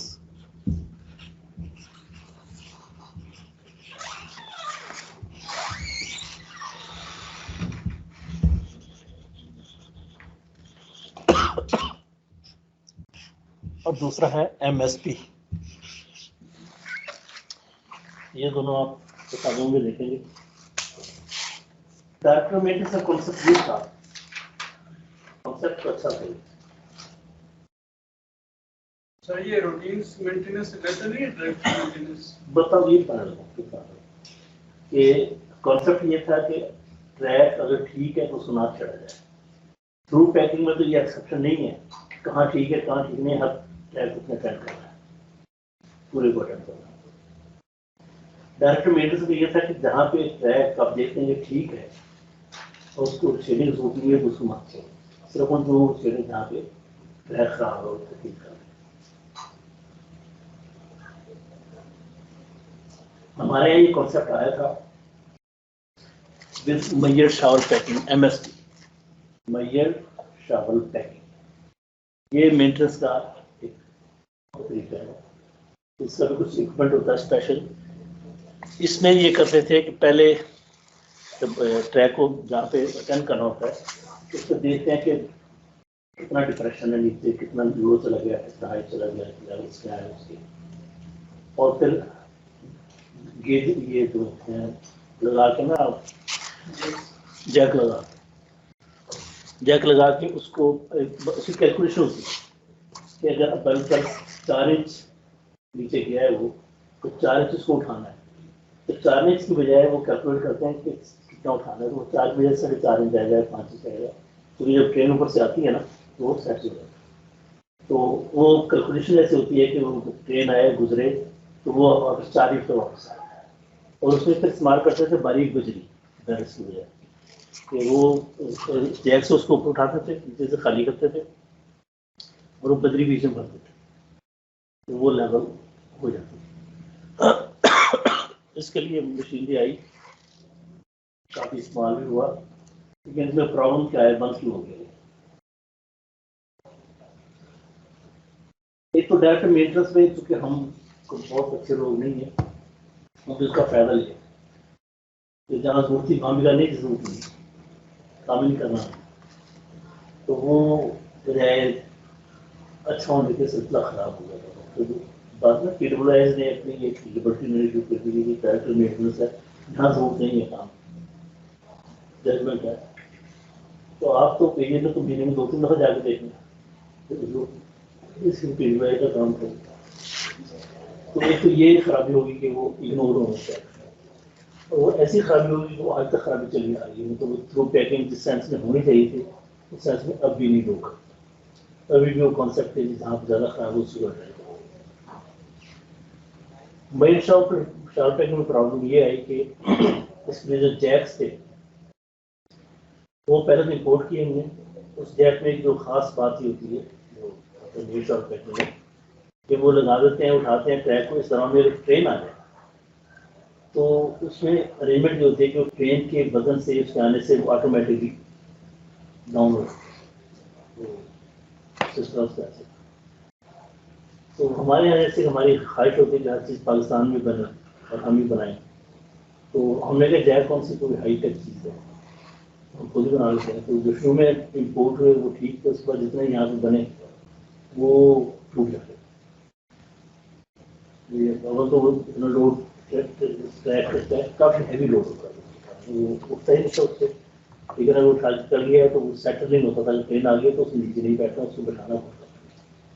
वो कुछ नजर में ट्रेन तो रोकेंगे तो सब इस तरह से जो इक्विपमेंट की क्वालिटी थी ना वो कंप्रोमाइज़ होगी और वो फिर कामयाब नहीं। इसमें इनमें एक और चीज़ होती है ना, इस किस्म के इनिशिएटिव लेने वाले चंद एक लोग होते हैं जिनको, तो जो हमारे डिजाइनर विजिट थे मियां गयासुद्दीन, अगर आपने नाम सुना, वेरी लर्निंग पर्सन, पढ़े लिखे थे। वार्टन में इज द ओनली पर्सन जो किताबें भी लिखी। तो वो जब जीएम लगे तो उन्होंने इनिशिएटिव दिया कि मेरी शॉर्ट पैकिंग में इंट्रोड्यूस कराई, डायरेक्टर मेंटेनेंस इंट्रोड्यूस कराई। लेकिन फिर एक उनके जाने के बाद किसी ने उसको परसुख किया नहीं। तो मुझे ये हुआ कि ना वो मुझे शॉर्ट पैकिंग उस तरह से होती है, ना डायरेक्टर मेंटेनेंस उस तरह से होती है, और थ्रू पैकिंग हमने छोड़ दी तो बलबूबा से चल जाएगा। ये चीज जो आपने बताया इसमें ड्रेस कोड आते थे। हाँ, तो ये है ना जैसे पैकिंग करते हैं ना, पैकिंग में करते हैं ना बीटर से करते हैं ना, उसमें बीटर इस्तेमाल नहीं करते। उसमें ये रेल सरफेस जा रही है ना, अब ये रेल लो है ये हाई है, तो इसको जैक लगाते थे यहाँ पे, इसको लगा के जैक लगा के इस लेवल पे ले आते थे। जब इस लेवल पे आ गया तो इसके नीचे जो दूसरा इक्विपमेंट था जिससे बजरी नीचे पुश करते थे तो बजरी के नीचे पड़ते तो क्वांटिटी मेजर्ड होती थी। मेजर्ड शॉर्ट पैकिंग का मतलब है मेजर्ड क्वांटिटी, कैलकुलेटेड क्वांटिटी कितना यहाँ पे फिल करना है। वो जो इक्विपमेंट था उसको शावल कहते थे, मेजर्ड शावल पैकिंग। बजरी जो गैंगमैन करते थे, बजरी में गैंगमैन करते थे, क्या करते थे? गैंगमैन करते थे। हाँ हम काम तो गैंगमैन देखा ना, बजरी आपको बजरी खरीद के देते थे उनके पास होती थी तो वो डालते थे उसमें। लेकिन उसमें अपने इशूज वही सरकारी महकमे वाले आए ना कि पहले बैलेंस करते बजरी ये कैसे खरीदी जाती है, कैसे ट्रांसपोर्ट होती है बजरी के लिए, तो बजरी पर कैसे काम खरीदेगा, कौन पहुँचाएगा, कैसे जाएगी, ट्रांसपोर्ट कैसे करेंगे, साइट पे कैसे आएगी, वो इशूज की वजह से फिर वो कामयाब नहीं होते। सर इसकी जगह अगर हम on track tempering and off track tempering machine अगर यूज करें तो बेहतर नहीं, वो अलाइनमेंट भी कर देते हैं, क्रॉसओवर भी सेट कर देते हैं। हमारे पास मशीनें जो है ना जो हेवी ड्यूटी है वो हैं, वो कर रही हैं, ये टेम्परिंग भी करते हैं, अलाइनमेंट भी करते हैं। जो मशीन है जो नॉर्मल है छोटी मैन से वो सिंगल मैन का temper, single man tempering machine वो हम लोगों ने खरीदी भी है, में है, लेकिन वो क्यों फेल होते हैं। अब मशीन में चलना है पेट्रोल या डीजल के साथ, ठीक है। अब पेट्रोल डीजल खरीदने के लिए पैसे देंगे, फिर वही पैसे हमें देने नहीं उसको। आपको एक और प्रॉब्लम हो गई, एयर लगेंगे, आपकी ट्रॉली आपके पास होगी, वो ट्रॉली उसको पेट्रोल लगेगा, पेट्रोल के पैसे चाहिए होंगे, हम मांगते रह जाएंगे, पैसे नहीं आए तो कौन सा नहीं देंगे, या तो फंड का मसला होगा, क्या होगा। तो वही उसके साथ हुआ कि जो मशीनें आ गई तो वही है आपका रेस्पॉन्सिबल बंदा है, उसके ऊपर एतबार करें। तो उसको वो मशीनें तो दे दी, देंगी, पेट्रोल के डीजल के पैसे नहीं थी, मेंटेनेंस के पैसे नहीं तो मशीन खराब भी रहती है, उसे ठीक भी होना है, तो दिए वो तो कुछ ऐसी बात स्टोर में डाल दो, लेकिन ये पॉसिबल है। अब तो बड़ी अच्छी अच्छी ये सिग्नल मैन टाइप टेम्पर्स आ रहे हैं, बड़े अच्छे अच्छे आ रहे हैं, अब उनकी जरूरत नहीं है, मैनुअल से आप अदरवाइज भी जान पा सकते हैं। और अगला स्टेज जो हमारी है तो यही है कि हम जो मैं एक्सप्लेन करूँगा नेक्स्ट टाइम कि मैकेनाइज मेंटेनेंस तो कैसे जाए, तो उसके पैरामीटर्स क्या होंगे, क्या मशीन इस्तेमाल हो, तो उसमें यही चीज़ें नहीं करेंगे। तो ये गैंगमैन वाला सिस्टम जो है ना, ऑनेस्टली स्पीकिंग, ये तो ज़्यादा ऐसा सर्वाइव नहीं कर सकता, क्योंकि ना तो फिजिकल भी टायर्ड हो जाते हैं, दूसरा जो काम होता है वो भी यूनिफॉर्म नहीं होता है, यूनिफॉर्म ही होता है, टायर्ड हो जाते हैं, काम चोरी भी ज़्यादा हो रही है, करप्शन भी ज़्यादा हो रही है मास्टर में ना हमारे, तो हम काम करना भी नहीं चाहते।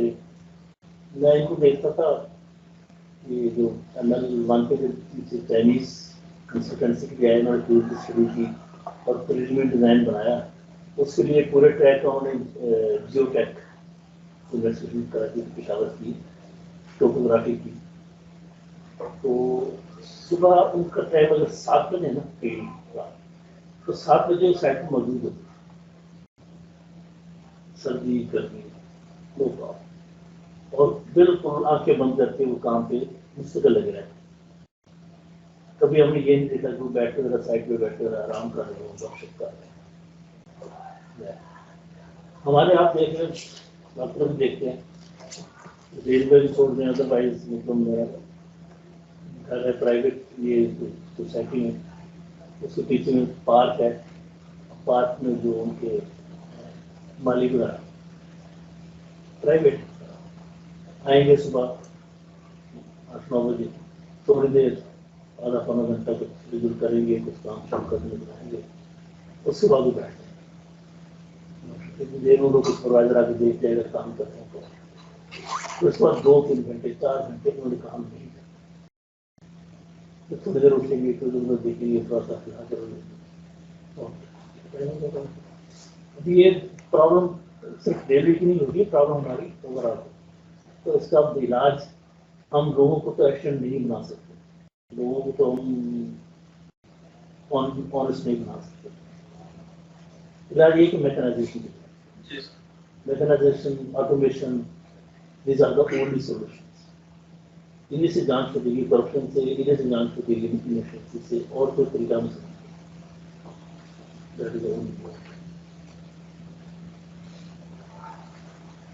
तो ये डायरेक्ट मेंटेनेंस और MSP, ये 2 चीज़ें थी सारी। दूसरी एक चीज़ जो मेरे ख्याल है कैंट में उसके साथ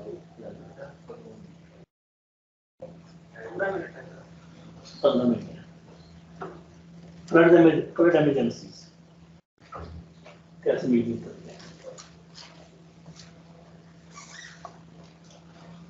एक तो जो मानसून सीजन होता है ना, उसमें रेलवे भी एक सेंटर खुल जाता है, फ्लड सेंटर, जो डेली डिस्चार्ज दरियाओं का आ रहा होता है, वो देखते हैं, फोरकास्ट पानी की देखते हैं।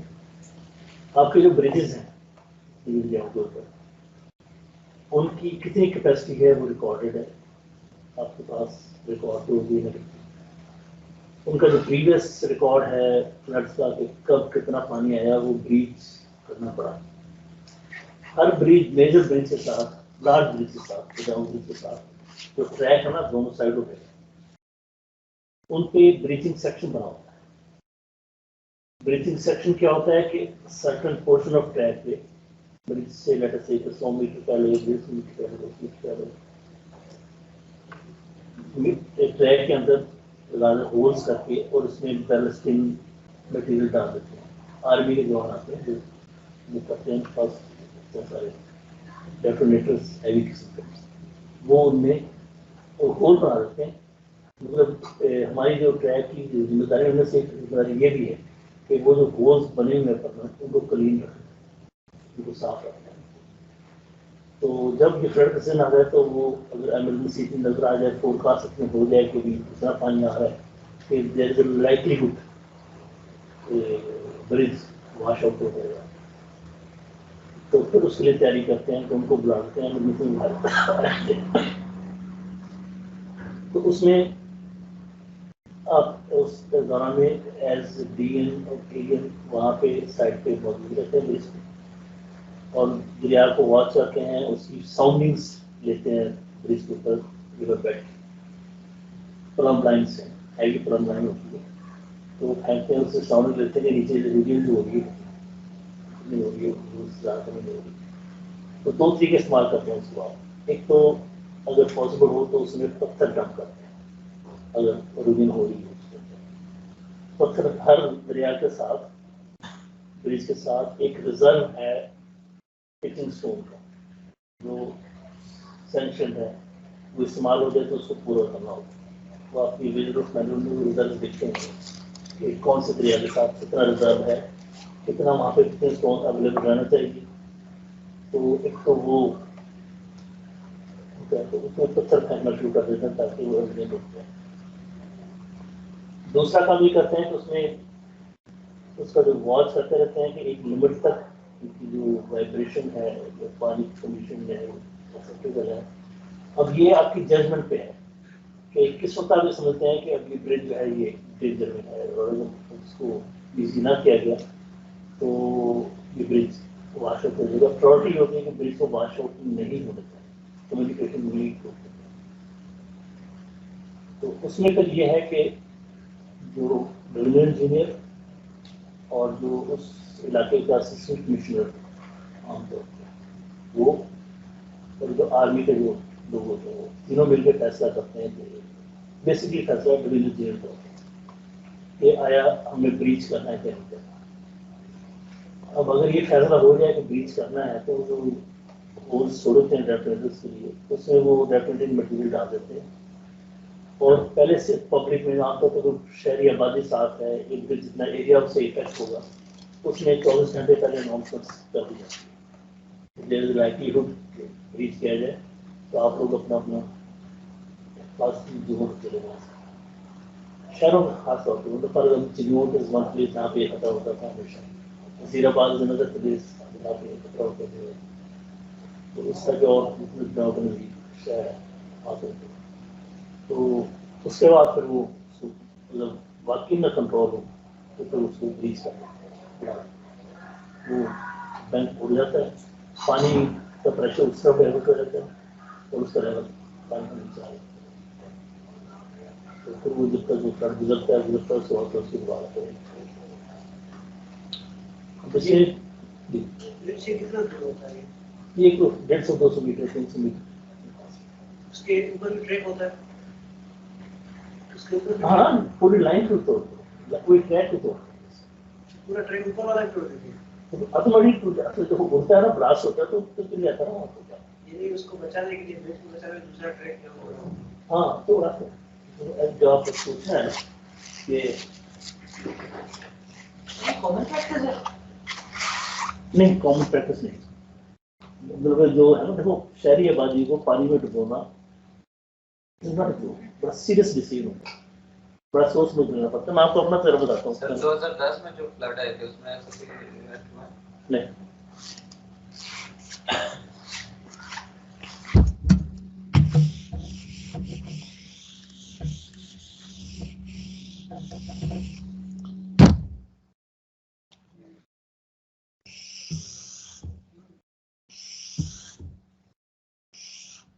देखिए अगर ये ब्रिज है ना आपका और ये ट्रैक जा रहे हैं तो यहाँ जगह पे डॉक्टर लगेंगे 3 4 5 6, तो जब इसको उड़ाएंगे तो ट्रैक तो ऑटोमेटिकली यहाँ पे उड़ जाएगा, लटका रह जाएगा, लेकिन नीचे से मिट्टी सारी होगी वो नहीं बचता।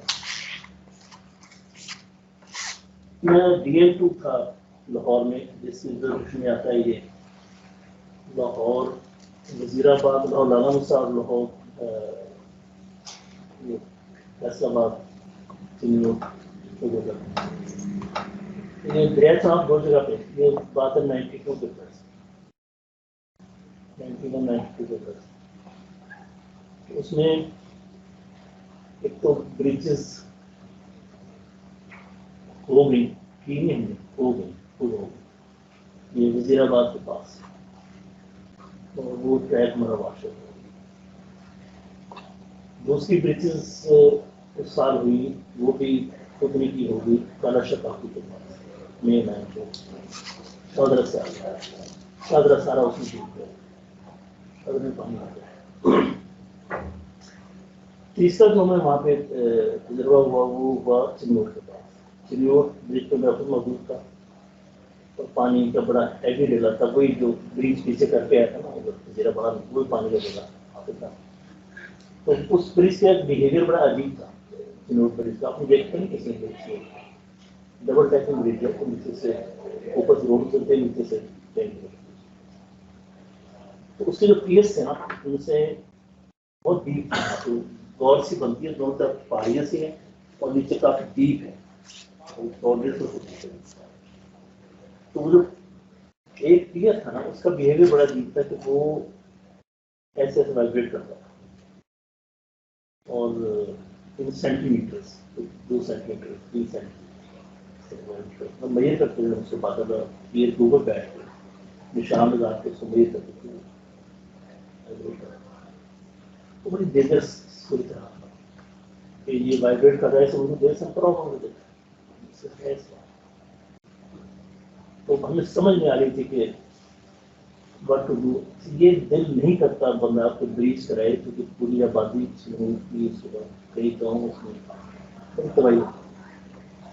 और अगर मेरे से पूछे तो बेहतर पुल हो जाए बना इसको तो दोबारा बन सकते हैं, लोग दोबारा वापस नहीं आ सकते।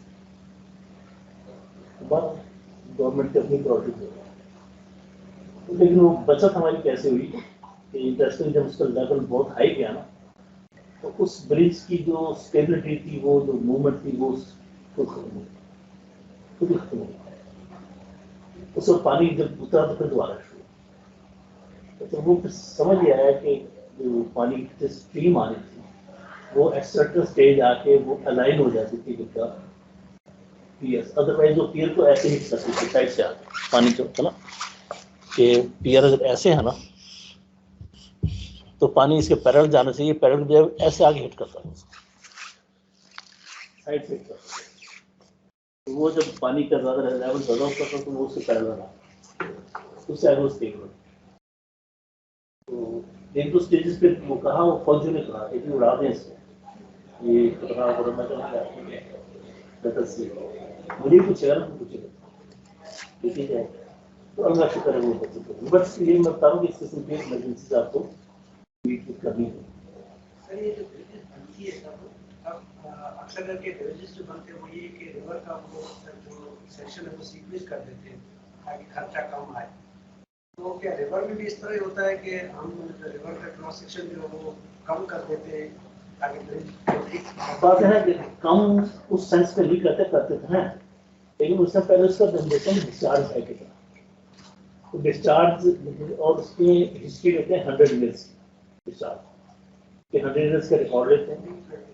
हाँ, उसमें कितना पीक मैक्सिमम आया उसको सेफ व्यू में रख के और फिर उसका वाटरवे डिजाइन करते हैं, कितना वाटरवे देना है उसको, उतना वाटरवे दे देते हैं और फिर उतना स्क्वीज कर देते हैं उसको। मतलब अगर से वाटरवे आपको 100 मीटर चाहिए सादे तौर पे और इसको फैला हुआ है 140 मीटर को, अब 100 मीटर पीछे अब ट्रेनिंग पंप वगैरह बना के उसको फिर डबल कर दें।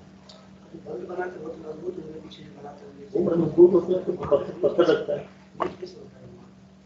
वहाँ पे ब्रिज कैसे हो पाता है? नहीं, ब्रिज वहाँ पे नहीं होता, ब्रिज वहाँ पे नहीं होता। ब्रिज तो होता है कि जब वो पानी का लेवल बढ़ जाता है ना, एक लेवल तो उसकी बंदी की हाइट ही होती है ना, और वो बंद एक लिमिट तक होता है। तो बस हम ब्रिज अगर लंबा देंगे, ये ट्रैक है, ये ब्रिज है, तो बंद यहाँ तक होंगे, यहाँ तक डाउन पे स्ट्रीम तो होते नहीं, यहाँ तक होंगे, यहाँ तक होंगे, पीछे तो सारा खाली पड़ा है ना। तो जब इसके ऊपर पानी पाउंड अप होता है ना, रुकता है, तो वो तो सारे एरिया में रुकता है, इस एरिया में भी चला जाता है, तो वो तो कहीं से ही बाहर निकल जाता है। उन बंदों का फिर उस तरह से कंट्रोल नहीं रहता। और ये पानी का जो बिहेवियर है ना, ये बड़ा अनसर्टेन होता है। वजीराबाद पे जब ये फ्लड आया तो मैं वहाँ पे भी था, तो वहाँ हमारा सीरियस मसला आया था कि वो कटाव कर रहा था बहुत तेजी के साथ। हमारा वहाँ पे जमीन थी रेलवे की, उसमें जंगल लगा हुआ था, चीज से मैंने लगा दिया था उसमें। वो कटाव करा था और हमारे सामने पत्थर भी हमने रखा हुआ था, लेकिन पत्थर से नहीं उठता था। हमारे सामने वो डेली 100-150 मिट्टी निकाल के लिया रहा है। हम अपने तौर पे पत्थर डाला, पत्थर से नहीं उठता था। फिर हम जो जंगल था लकड़ी, तो हमने क्या किया कि स्टील वायर्स लगवाई और जो दरख्त है ना उनको आपस में बांध दिया एक दूसरे के साथ। फिर ये होता था कि जब वो पानी एक फ्रंट लाइन इसको काटता था ना दरख्त को, तो दरख्त पानी भी गिरता था, लेकिन पीछे बंधा होता था दरख्तों के साथ, तो वो मूव नहीं करता, उससे कटाव में कमी हो जाती थी। तो हमें खौफ ये था कि अगर ये कटता गया तो ये 10-15 दिन में हमारी मेन लाइन को काट देगा। लेकिन लकीली वो फिर सीजन में फिर डम डाउन हो गया, कम हो गया, बचत हो गई, काफी कट गया। इस हद तक कटा कि पीछे एक आबादी थी, गांव था, उस गांव के घर बीच में गए, उसका कब्रिस्तान बीच में गया और भी बड़ा नुकसान हो गया।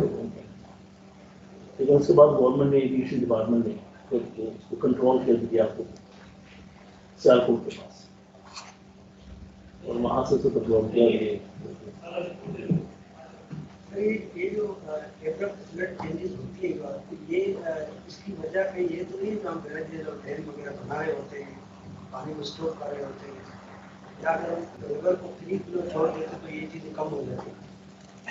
नहीं, फ्लड तो देखिए पहले भी आता है ना कि आप दरिया में जो पार्ट कहते हैं ना उससे निकल जाता है, पहले निकल जाता था, पहले आबादी नहीं थी, डैमेजेस कम होते थे। बात यह है ना कि जो डैम्स होते हैं ना खासतौर ये तो हेल्पफुल होते हैं कि जो पीक आती है उसको एब्जॉर्ब कर लें, स्टोर कर लें, रेगुलेट कर लें। अब उसको रेगुलेट कर लें, स्टोर कर लें, बाकी उसको मसला हमारा टाइम से होता है कि जब इंडिया से आपने सारे बोलिए, अच्छा इंडिया इनके आपस में दोनों का एग्रीमेंट है, कॉन्ट्रैक्ट है कि वो India before time data share करता है। अब शेयर करने का तरीका क्या है, उनका जो है इंडियन रिव्यू श्रीनगर है, ये कौन सा वो अनाउंस करता है सारा, हमने वो रिसीव किया है, उसके बाद तो अब समटाइम्स वो नहीं शेयर करते, क्या समटाइम्स वो अपने डैम्स को अचानक खोल देते, वो फिर अचानक पानी आएगा। तो जो सबसे ज़्यादा खतरा होता है वो होता है कि बॉर्डर के साथ जो है ना सियालकोट के एरिया उसको बहुत ज़्यादा खतरा होता है। लेकिन आगे की बात है ना कि जब सियालकोट में पानी आ गया, पता लग गया, फिर आगे आपको गुंजाइश होती है कि आगे आने में टाइम लगेगा, स्नोर तक आने में टाइम लगेगा, आगे रिमूव तक आने में टाइम लगेगा, वो फिर गुंजाइश नहीं आती है, तो वहाँ प्रोटेक्शन हो जाती है, कुछ जगह प्रोटेक्शन नहीं होती। लेकिन अब डैम के इतना बन गया कि अभी चांसेस फ्लड आने के बिल्कुल कम होते हैं। तो ये डेटा इंटरेस्ट वाटर कमीशन के थ्रू शेयर होता है ना, यूथ में तो कैसे रहता है? क्या होता है? ये डेटा जो है ये इंटरेस्ट वाटर हाँ उसी के थ्रू होता है, मतलब उसके थ्रू एग्रीमेंट होगा, लेकिन शेयर जो तरीका है वो ये है कि एग्रीमेंट करना सुनना पड़ता है। सुन तो 12 बज तो नहीं है।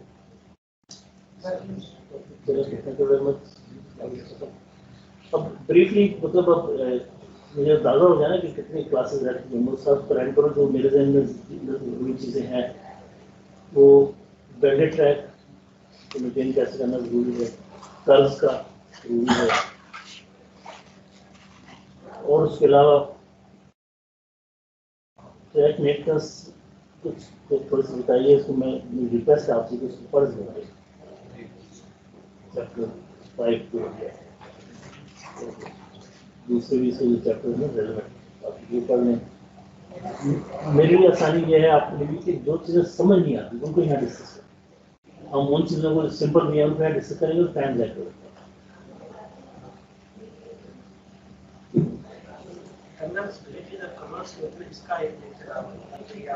ब्रिज टनल्स का भी करेंगे, लेकिन टनल्स में जो है ना कंस्ट्रक्शन की हद तक तो नहीं जाते थे। टनल्स की मेंटेनेंस, टनल्स की इंस्पेक्शन, वो अगर है इंस्पेक्शन की बड़ी पर्टिकुलर होती है तरीके से। तो वो लकीली मैंने की हुई है, और की हुई प्रोजेक्ट टनल अगर आपने नाम सुना उसका। हाँ, मैं ये कोयटा तो मेरे फर्स्ट पोस्टिंग मेरी चॉइस पे थी ये कोयटा, तो उसको वहाँ मैंने उसकी इंस्ट्रक्शन दी और बिल्कुल जैसे अकॉर्डिंग टू बुक इस तरह उसकी करती पोस्टिंग बाय चॉइस नहीं उस वक्त थी। उस वक्त ये हुआ था कि हम 8 के इंफॉर्मेशन हो सकता है, तो हमारे से पहले 6 या 7 साल को रिक्रूटमेंट मैंने 77 में ज्वाइन किए, और 77 से पहले जो बैच आया था वो 71 में, उसके बाद 6 साल को बैच नहीं था। तो जितने लोग थे डायरेक्ट एजेंट तो सब प्रमोट हो गए, हो गए थे, और कोई डायरेक्ट एजेंट अवेलेबल नहीं था। तो हमारे चेयरमैन उसको सदीक साहब की वजह से तो उन्होंने ये फैसला किया था कि जो डायरेक्ट एजेंट आएंगे उनको आप डिवीजन हेडक्वार्टर्स को और यहाँ पे डिवीजन हेडक्वार्टर वहाँ पे एजेंट, तो ताकि उनको थोड़ी सी गाइडेंस मिल जाए डिवीजन से और तो उन्होंने फिर हमारे से चॉइस किया कौन सी डिवीजन आपको सूट करती है। तो मुझे सूट करती थी दुकान भी बैलेंस से रखा था, लेकिन मैंने नंबर 1 खोल मुझे पहले शादी भी नहीं होती तो नंबर आसानी भी होती है, मुझे वो कोटा चाहिए और really it was very good. Quota choice होता है मिल जाती है, कभी भी शायद मिल जाएगी। कोयटे के बारे में कहते थे कि जो जाता है वही परेशान होकर जाता है, जो आता है वही परेशान होता है। नहीं सर बहुत अच्छा, उस वक्त तो पता नहीं मुझे नहीं पता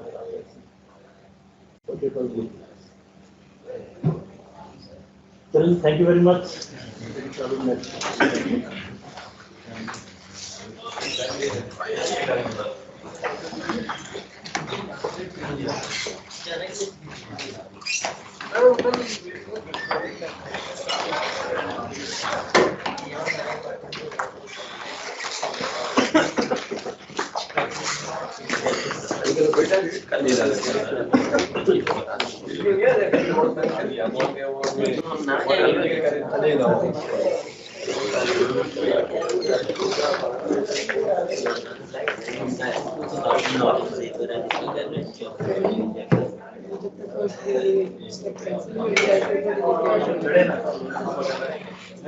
दोबारा